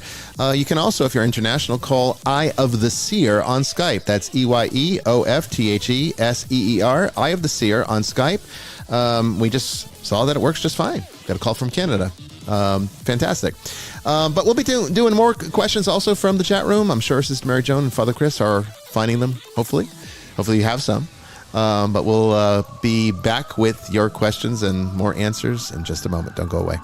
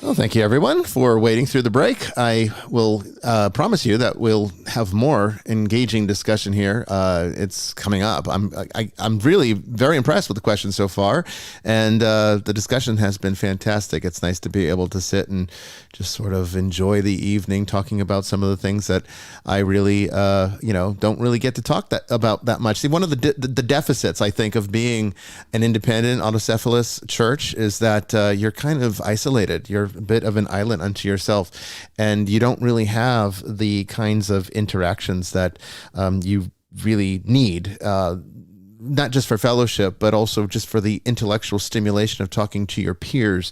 It's very isolating, and it's nice to have this kind of be able to engage with Father Chris. I said it before, and I'm going to say it again. I'm not to embarrass you, Father Chris, but Father Chris is a better priest on his worst day than I'll ever be on my best. Not at all. Oh my goodness, not at all. No, it's true. It's true. I'm a sinner. Well, I mean, God chooses only the worst of us, and that is true. But I think you're a little bit better than I am. I'm a lot worse than you. We'll see when we get you on a cigar bar. You get a couple of whiskeys in you. We'll see. If anyone wants to know my flaws, they can just Google me. But I love that prayer in the liturgy of St. John Chrysostom. The priest says and says publicly before communion, which is it's a long prayer. I won't recite it all, but it says, for all sinners of whom I am chief. Mm-hmm. Yeah. There's something so good about orthodoxy. I mean, I really do think it really is the pinnacle of Christianity. It's just... Well, it's just so beautiful. I mean, they put you in your place, but make it sound wonderful. It's like, Yeah, that's right. They're all sinners, They fulfill that thing that Winston Churchill said, isn't it? The definition of diplomacy, wasn't it? It was telling somebody to go to hell in such ways that they look forward to the journey. Yeah, exactly. Something like that. But it's so perfect. The problem is, of course, it's very different in a Western culture to gather people to Christ in that way, because we're products of our place. And one of their chief deficits, wonderful. I think, that I would say the Western Church definitely excels in ahead of theirs, and in my opinion, I'm not to put them at odds with each other or to, create a competition between them. But I do think, to give credit where credit's due, the Western Church does a far better job at the Catholicity of the religion, where I do find that Orthodoxy fails a bit because it does tend to get a little bit elitist culturally. And you get these little infighting. I mean, you see it all the time, almost every year in Jerusalem, where they're all fighting it out, like thugs, fist fighting in the Church of the Holy Sepulchre over, who got the altar this week, or, it's stupid things like that. Remember the ladder? I just think they're more honest. Well, maybe they are. I mean, maybe they are. All of this, look at what's happened in the Western Church. I mean, apart from the old divisions, I mean, yeah, but at the moment we get sort of aggressive letters issued saying you can't do this liturgy or you can do that one. That's what happens in the West. I mean, the unity in the West is a bit of a veneer, but I do know what you mean. I mean, so I like the kind of honesty of a good old punch up in the Orthodox Church. Yeah. At least we can see it. Well, I'll never forget my first experience. When I had returned to the church, after getting married and having resolved my love of Buddhism and finally felt compelled to return to Christianity, this time for good. I knew that if I had gone back to the Roman Catholic Church, I wouldn't last. I'd leave it again. I knew I would. And so I knew I had to find a better way for me to facilitate my relationship to the church. And so I started exploring the Eastern Catholic churches, particularly the Ruthenian and the Melkites. I tried them both. I loved them both. Again, parishes have their problems and whatnot. So I was always longing for something else, and I kept exploring. And eventually, when we started becoming dissatisfied with both the Ruthenian and Melkite churches, we decided to start exploring Russian Orthodoxy. And there's quite a few Russian Orthodox churches here locally. And so we went to one. And I remember going into the Divine Liturgy for the first time and being quite surprised at how much more rigorous it was compared to what I knew in the Eastern Catholic churches. Because even though they're doing the Liturgy of St. John Chrysostom, it's different. It's different. It's got a little bit of a Catholic flavor that the Orthodoxy does not have at all. I remember when one of my favorite parts in this particular Russian Orthodox church is that there are no pews. There's seats along the side where people that have disabilities might be able to sit down, but everybody basically stands, and except for when the priest comes out to give his sermon, and the priest comes out, and instead of doing it from a pulpit, he stands in the center, and everyone sits down like little kids looking up at him. I remember being really like, that hit me. I thought, oh my God, this kind of looks like Jesus on the Sermon on the Mount. And I think that's exactly what was there to invoke. But what really got me is as I was sitting down after liturgy and everyone starts talking, this older guy came up to me, and knowing, they're always curious when you go to a small church. When someone new shows up, they want to know about you. And so he says, well, where are you from? And where do you go to church? Because I haven't seen you here before. And I I made the mistake of telling him I went to the Ruthenian church. And he looks at me and he says, "Uniates," and walks away. Yeah, I was like, boy, that wasn't very welcoming, but I guess maybe.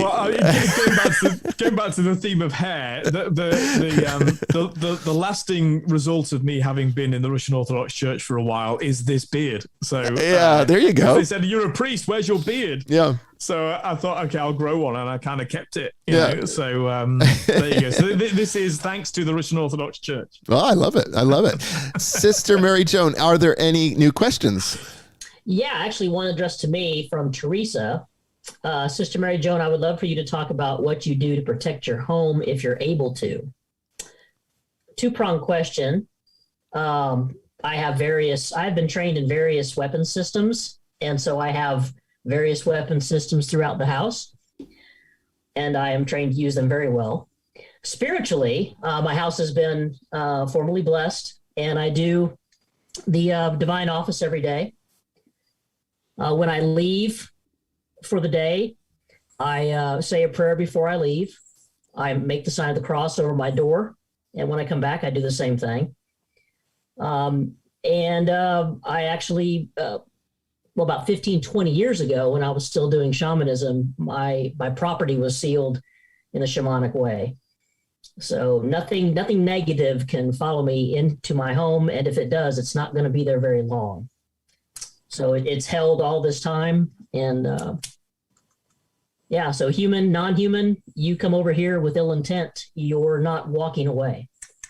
No, not figuratively and literally. Yeah. I will put 245 holes in you and then pray over your corpse. Yeah. Yeah. Do not breach my sanctity. And then you'll shoot your salt gun at the demons. So there you go. The salt gun's in your hands. Yeah, it's actually at my house. We do have a salt gun, people. Yeah, we do have a salt gun. Yeah. And the salt is blessed, just in case. Any others that came in over the break? One right after from Kiki. This is actually a very good one. Okay. All humor aside, if energy gets fragmented after death, it's almost impossible that loved ones later on in your life await you during the terminal state and beyond.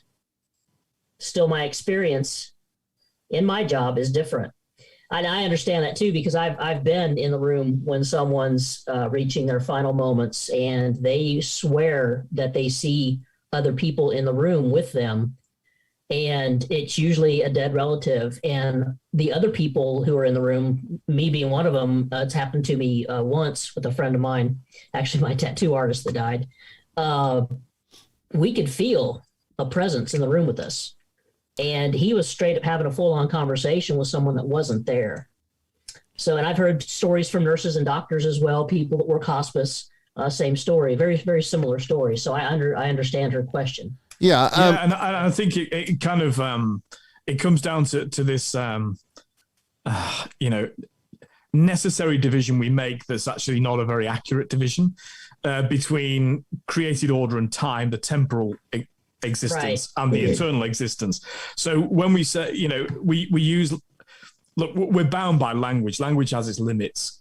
And we're trying to describe something which is actually indescribable. It's beyond words, but we have to do our best, because if we just say, oh well, it's beyond words, then we might as well not have not even bother, right? Yeah. But we try really hard. Yeah, that's right. But when we talk about that energy, I think what we're talking about is the shift from temporal existence, the created order, where energy can't be created or destroyed, all of these things, to the eternal realm, where actually the laws of physics don't apply.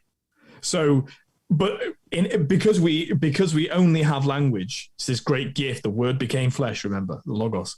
Because we only have language, we're sort of bound to always be tortured in describing these things. So I think I would say, in time and space, that energy dissipates.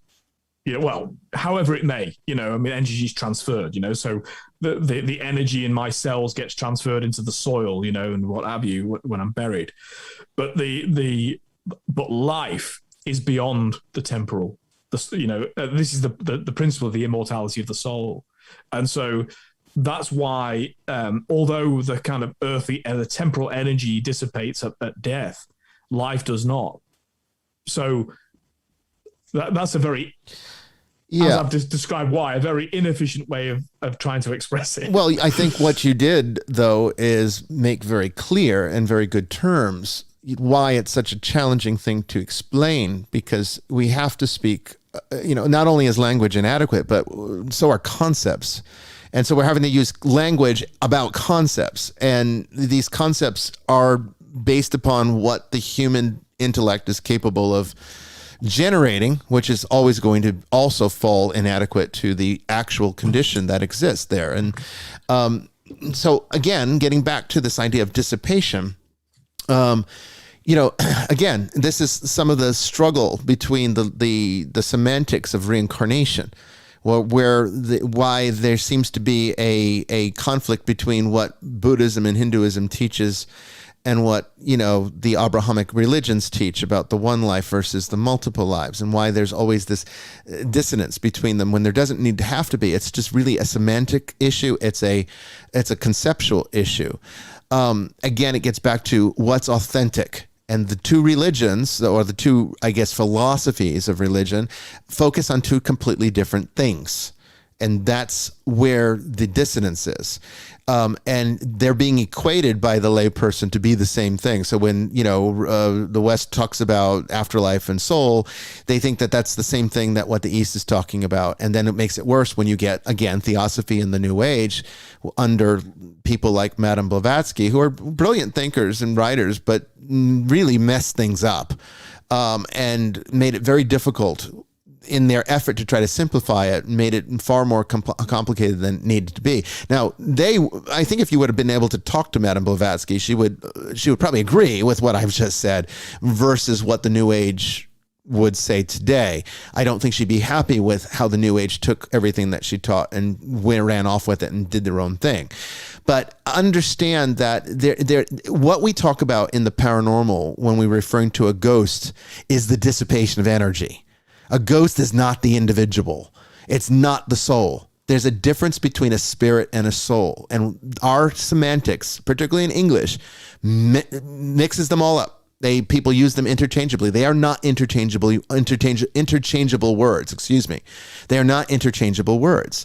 And St. Paul makes that very clear, actually. He does. Going back to St. Paul, he describes body, soul, and spirit as different concepts. Absolutely. And when you understand it in the Greek language, you almost don't need to have that conversation because it makes it much more clear that we're talking about very different things. But understand that the way I try to explain it to people, and this is also an inadequate concept, but I think it's a model that people today in the modern world can relate to better, is that the body's the physicality. That's an easy one. We know that everything that's physical, the five senses, and our physical bodies, that's the physical dimension of a person. Then there's the incorporeal aspect of a person. That's the spirit, but to the mind of the ancients, it was the mind. Okay. Mm-hmm. So all the thoughts and emotions is also part of the spirit. That's what gets left behind when a person is unrested by a traumatic event, or that's the part that haunts. It's not the individual. That's where all these mediums and mystics and all these people that, get on these shows and talk about these things like they know what they're talking about. They're missing the vital component from the ancient world. That's not the same thing as a soul. So souls don't haunt. Souls don't stick around and roam the earth and are miserable. It's the dissipating remnant of the energy of that individual. That's what gets left behind, and then over time eventually dissipates into nothingness, which I would argue is really what Sheol and hell is, or Hades, or whichever language you want to use. Now that's I've talked about that on other shows, so I'm not going to go too far into that. But what I do want to mention from that, in that concept, is understand that because it's a dissipating force, it's also the root of our concept of self. Okay, because our concept of self is also entropic. It also belongs to the properties of the fallen world, and it dissipates and dies just like everything else does. So the only enduring quality is that which the Bible refers to as the image, what makes us in the image of God. That's the actual condition. We could say, to simplify it, it's not exactly accurate, but we could say, to simplify it metaphysically, that the soul is that very thing. That soul is preserved. Okay, it can be lost to the individual, but it's not lost to the overall. Well, and also to say that soul has a destination. Yes. This is what you get in the Revelation, this idea of the new heaven and the new earth. Mm-hmm. That it's not that, and this is why, certain conceptions of Gnosticism are to be rejected, by the church. This idea that, the aim of life is for our souls to transcend our bodies, to somehow escape the prison that is the body. Well, that defies the resurrection. So, I mean, yeah. Absolutely. Yeah. And also the created in the image and likeness of God, that actually this thing is not incidental. This is intentional from God that we have this body. But that actually, along with this new heaven and new earth, we're also going to be given a new perfect resurrection body. In other words, we'll always be embodied souls. Yes. But there is that. And this is, I mean, again, this is the now and to come element of the eschatological, as we say, elements of Christianity, that there's a now reality of salvation, of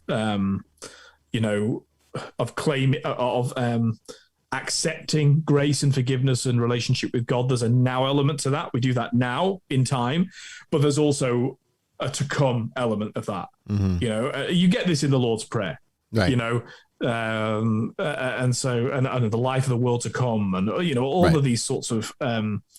So this is the eschatological element of life, and to a certain extent, it's a mystery. But we are told that there is in fact an eternal destination. So Kiki actually continues with a follow-up question that I like. I'm seeing in the chat room where she says, couldn't it be that our own energy conjures that loved one because we want it to? And I would say absolutely. That's part of the dynamic of what I call attachment. See, understand, spirit attachment works both directions. It's not just a spirit that gets attached to you because it's scared, it's suffered a trauma, doesn't know, wasn't prepared to die, didn't know how to die well, didn't have the spiritual foundations to die well. And so it's attached to the thing that's most familiar, which might be a loved one or an object usually, or some location typically. But it also works the other way too. Our inability to reconcile with the grief of losing someone can become an attachment towards them that keeps them stuck here. But again, remember, what the ghost is not the soul. It is just the incorporeal aspect of their nature, which is the seat of the self-identity. That's the problem, because it behaves like a self and it talks like a self, and it's going to be the closest thing that you would recognize as a living person to that person. You're going to say, oh my gosh, it's my grandfather. He's sticking around. He wants to watch over me. Or it's this person that, whoever, my loved one is staying with me until I die. She doesn't want to move on until you hear all these stories, and they sound nice and romantic and quaint. But the fact of the matter is, metaphysically, they're completely wrong. And this is why they cause spiritual problems for people. And most of the work that Sister Mary Joan and I end up having to do is to break them of these attachments, so that the spiritual energy is allowed to dissipate, because it only causes harm to people when it's left lingering. At the same time, it gives the person a means to genuinely grieve correctly by letting go. Part of grief is letting go too. They don't talk about that as much, but it is necessary. It's a part of it. Acceptance is a part of the letting go part. And so, it's kind of like, remember when Jesus was being asked and they were trying to trip him up, and they said, if a husband, divorces his wife and then he marries, no, it was something like to the effect of if a man's wife dies and he remarries, who's he married to in heaven? And they were trying to trip him up. The scribes and the Pharisees were always trying to trip him up. And so he explains it in very plain language. The metaphysics of the afterlife gives us a great insight that they're neither, living, they're living as the angels live, no longer in these distinctions that are, kind of this male and femaleness that we sort of subscribe to as human physical beings. There are no special relationships in heaven either. No special relationships for them, because everyone loves each other perfectly. Exactly. So these kinds of distinctions are no longer necessary. And so when we understand that, then you understand that the truth of the individual, or the part that really is the essence of who that person was, that is what is saved. That is what Jesus died for, not for the spirit, and not even for the body, although all of that, again, when it's perfected, that is part of the resurrection. And Christians do physically, literally believe that the body and the spirit and the soul will all be reunited at some point, reconstituted. But obviously, it can transcend any of the physical limitations. Like even cremation is not going to stop it from happening. If a person falls into a volcano and gets completely disintegrated, that's not going to stop the resurrection from happening. These are things that, again, the metaphysics of the new heaven and the new earth, or I should say, actually, the physics of the new heaven and the earth are going to be completely different than the rules that we live by in the fallen universe, which is subject to the laws of entropy. Understand that the new heaven and the new earth are going to operate by the principle of ectropy. And that's a completely different principle. That's going from chaos to increasing states of perfection and order. And all we know is going from a state of order to increasing states of disorder to the point that everything just dissipates and dies. So, I caution people. That's why the cultural revolutions going on in the West are so dangerous, because the presupposition is that those things that make us more cultured are they're the enemy. That's the evil to be rid of. And so let's tear it all down, the statues and the history and everything else.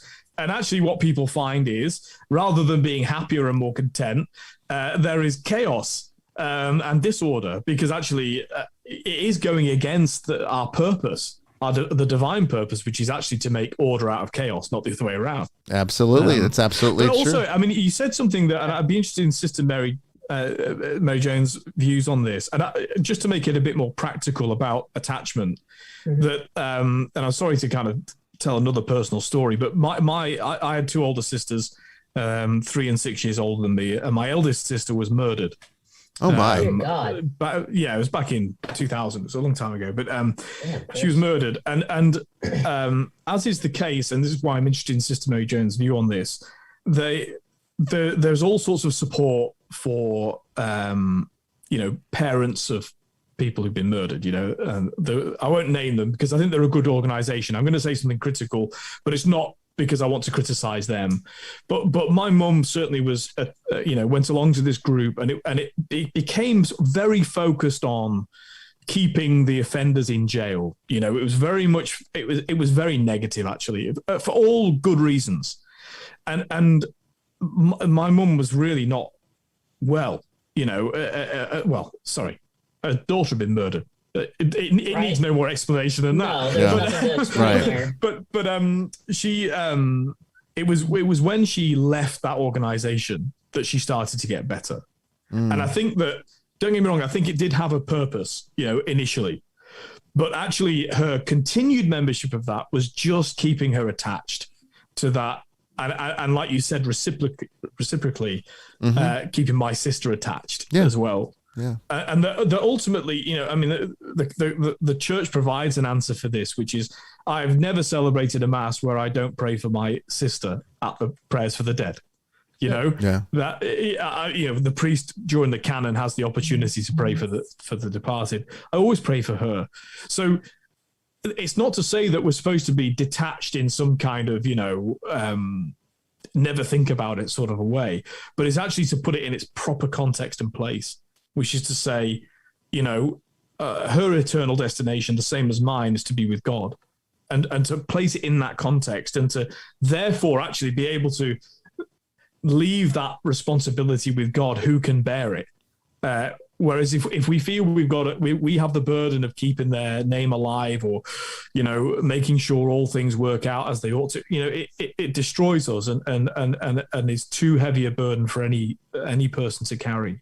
I just wondered, Sister Mary Joan, in your work in the police, you'd have been around a lot of people whose family had been murdered. That I found how that you found that. We would refer them to victims' assistants, usually at the DA's office, the district attorney's office, and they're there for the victims. And they help them through the trial process of the accused when they come to trial, and tell them their rights as victims. They work on any kind of orders that the judge may give as far as restitution or anything like that. And I believe there is a spiritual part to it that they can ask for. But honestly, in the law enforcement community and in the court system, healing is not really what's provided. It's just, we're going to get you through the trial, and we're going to punish the guilty And that's quite party. appropriate. That's quite appropriate. It is quite appropriate, but on the other side, as we're talking about attachment, it'd be nice if they had another part to victims' assistance where they dealt strictly with the healing part of it, which I know they can provide. They can refer people to that, but that's something I've noticed in most of the victims' assistance things that I've dealt with. And even for officers, I've had to have blubbering, snotting, crying women and men, they're grabbing at your uniform, wanting to know why their loved one's laying dead in the street with 4 bullet holes in them. and you're trying to keep your shit together, so to speak, because you want to ball and hug them and hold on to them as well, because it's a tragic situation, but you've got a job to do. So it'd be nice, we have the police chaplains, which they're great, if they're available. And if they're allowed to do their job. Well, yeah, there's that as well. They got, it's kind of like with law enforcement, their hands are tied on certain things. Well, that's a problem. There's just too much red tape healing, with it all. Yeah, but healing is something that I think that they should concentrate on more so than the punishment of the guilty party. The court's going to take care of that. I understand explaining it to the families, but they should also, try to help them heal and understand what the loss is, but that it's not the end of the world, because I have seen people commit suicide because they couldn't deal with the loss of a loved one in that way, and they weren't given the proper help. They didn't know how to ask for it, or people didn't know the warning signs. I've seen cops kill themselves over divorces, losing custody of children, seeing things on the street that no human being should ever have to look at. And the proper help's just not there. But is that also why,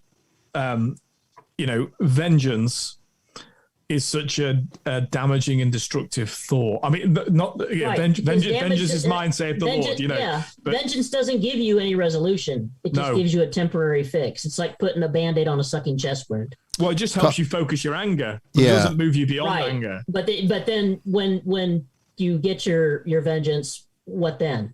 It never stops. And that's why that saying, hatred kills the vessel it comes in. Well, it goes the same with grief. You've got to go through the process, but you've got to come out on the other end. We've got a form of attachment. We've got a call coming in from I think it's Las Vegas on the 702 area code. Hello, you are on the air. Right. Hello. Hello. Hello. Hi. So hi everybody.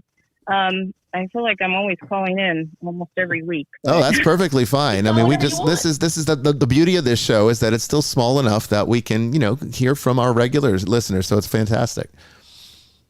Yeah, I always have a ton of questions, but I do have two questions. So you brought up one thing about the attachments and what attachments can do to people. So I know one time you mentioned, in a discussion about how an attachment can make people ill, and they can go to the doctors multiple times, and you're basically deemed as you're crazy. There's nothing wrong with you. They can't find anything, blah, blah, blah, blah, blah. How do you know if it's an attachment to a family member, home? Is there a way to tell? Well, I mean, that's part of our investigation protocol. When we suspect that there's an attachment involved, we will make it part of the investigation itself. And the first part of the investigation is an assessment. There's pre-assessment where one of the team will talk to the client over the phone, find out, what's really going on. And then the formal assessment where we go and gather as a team and ask them a full series of questions that will help to enlighten us as to what might be going on based upon how the client answers those questions. And part of that, in fact, I would say the bigger part of that for me is reading the body language of the person when they're answering the questions. For me, the questions are not as relevant. It's how the person responds there, and that tells me a lot about what might be going on there. I think to answer your question, though, a lot of it has to do with instinct. In having done this work for as many years as I have, having worked in every possible case that you could possibly encounter several times, you get a sort of instinctual knowing that develops when you talk to clients, and you see these patterns and these trends unfold, and that becomes a great direction, like almost like a compass that leads you to how you will go about breaking that, whatever that attachment is, or whatever the problem ends up becoming.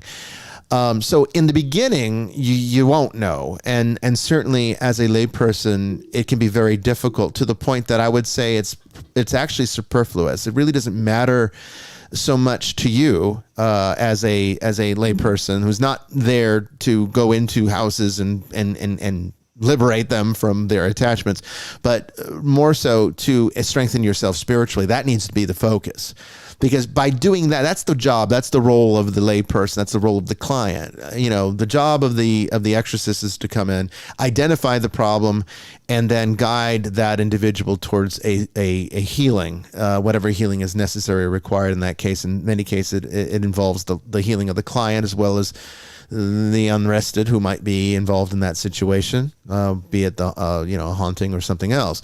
But in every possible scenario, the primary job, which in most cases is the only job that's necessary for the client, is to strengthen themselves spiritually so that they are able to then deal with the challenges that might come from whatever the exorcist requires or whatever might be needed in order to resolve the problem.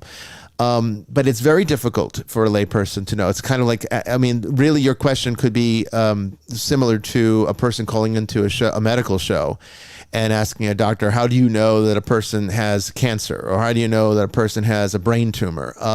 There's symptoms that you look for. But there's a thing called medical student syndrome, where hypochondriacs will a lot of medical students will become natural hypochondriacs because they read these journals all the time, and they're reading symptom books all the time. That eventually it all sort of blends together, and you will find in your own body symptoms that will relate to eventually some terminal illness that you don't actually have, but because you've psyched yourself up.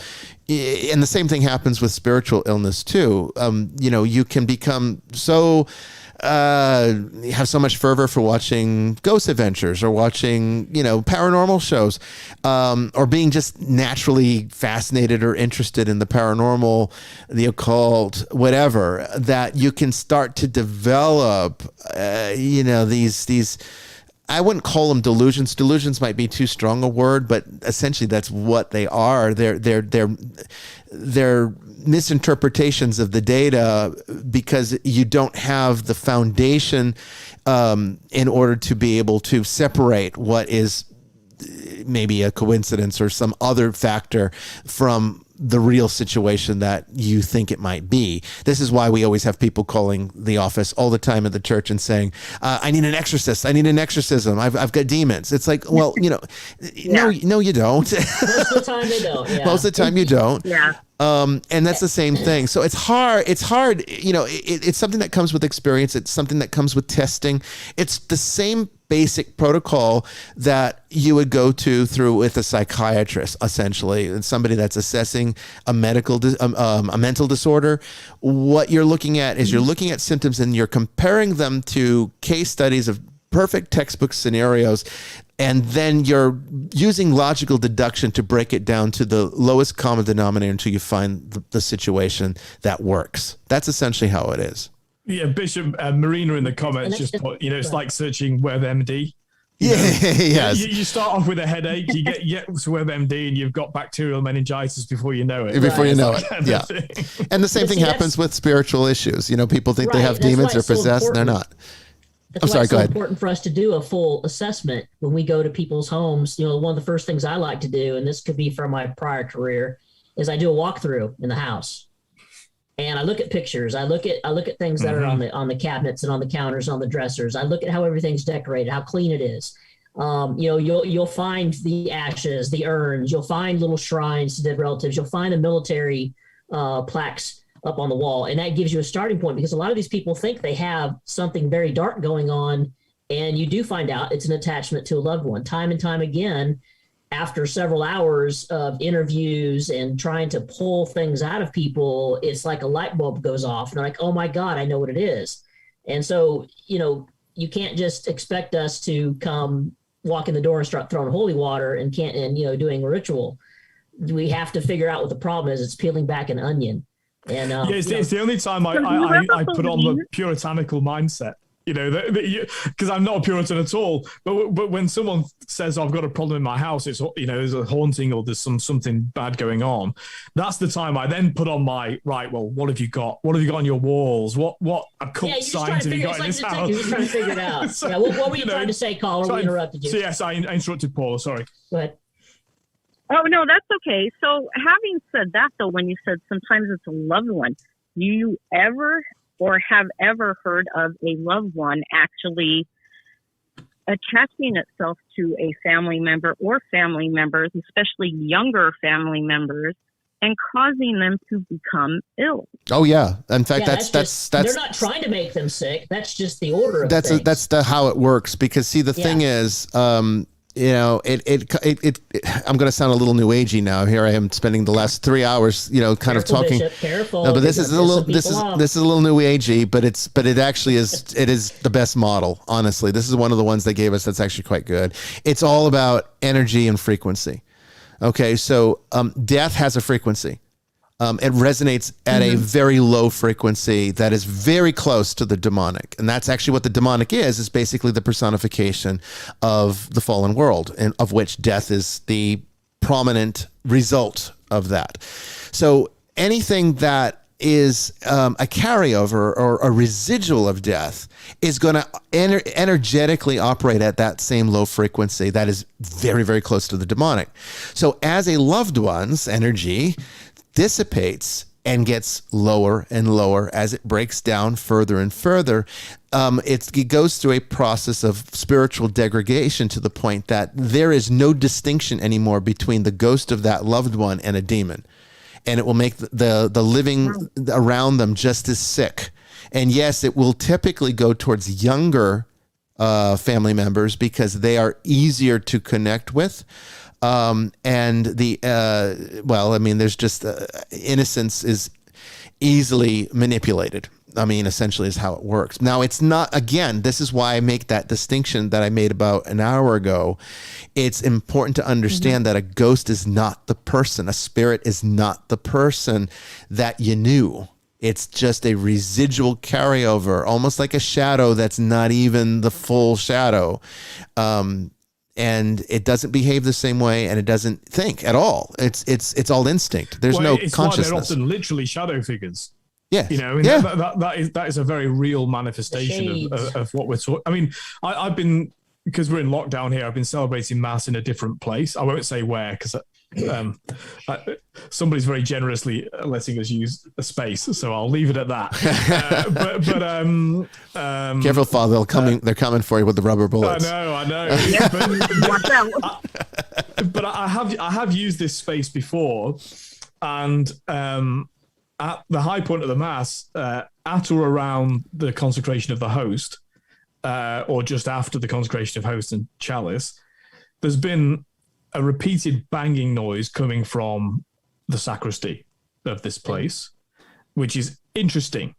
And, you know, I didn't mention it for weeks the first time around when we were in this place. And then I mentioned it to the priest that celebrated Mass with me, and he said, I've heard that too. And then all of a sudden, you know, the congregation had heard it too. And then, anyway, we're back at this place, okay? And I'd kind of forgotten about it. And at Mass on Sunday, I heard this noise again in the same point. And we celebrate Ad Orientem, as I described. Out of the corner of the peripheral vision, which is often the way of my left eye, is the doorway to the sacristy. And there was something there, and I saw it twice distinctively. A person, the shape of a person, but obviously and inevitably, as soon as you put your full eyes towards it, it's gone. So, you know, and I've been trying to figure out what is this and what do I do about it. You know, and I deal with this stuff a lot, but you know, you don't really expect a place that's been worshipped in for a long time to have these kind of issues. And I was trying to figure out good or evil. I can tell you right now, Father, I can tell they're drawn to the sacredness because they know that's what they're lacking. They know that's the part that's missing. Because when soul and spirit are separate, the loss is all they really feel. And it's kind of a sad thing if they were more conscious. Fortunately, there is no actual consciousness. It's just a simulation of consciousness because it's just residual energy. It certainly made me feel, you know, I mean, I'm sensitive, but without being, you know, I'm a robust person, ex-copper and all the rest of it, but I mean sensitive in as much as I sense these things. Mm-hmm.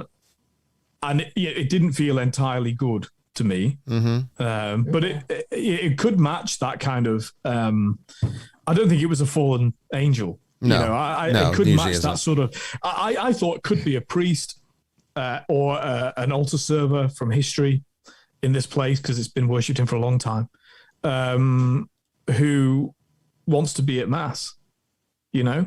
Yeah. I think that's what it really is. Yeah. Okay.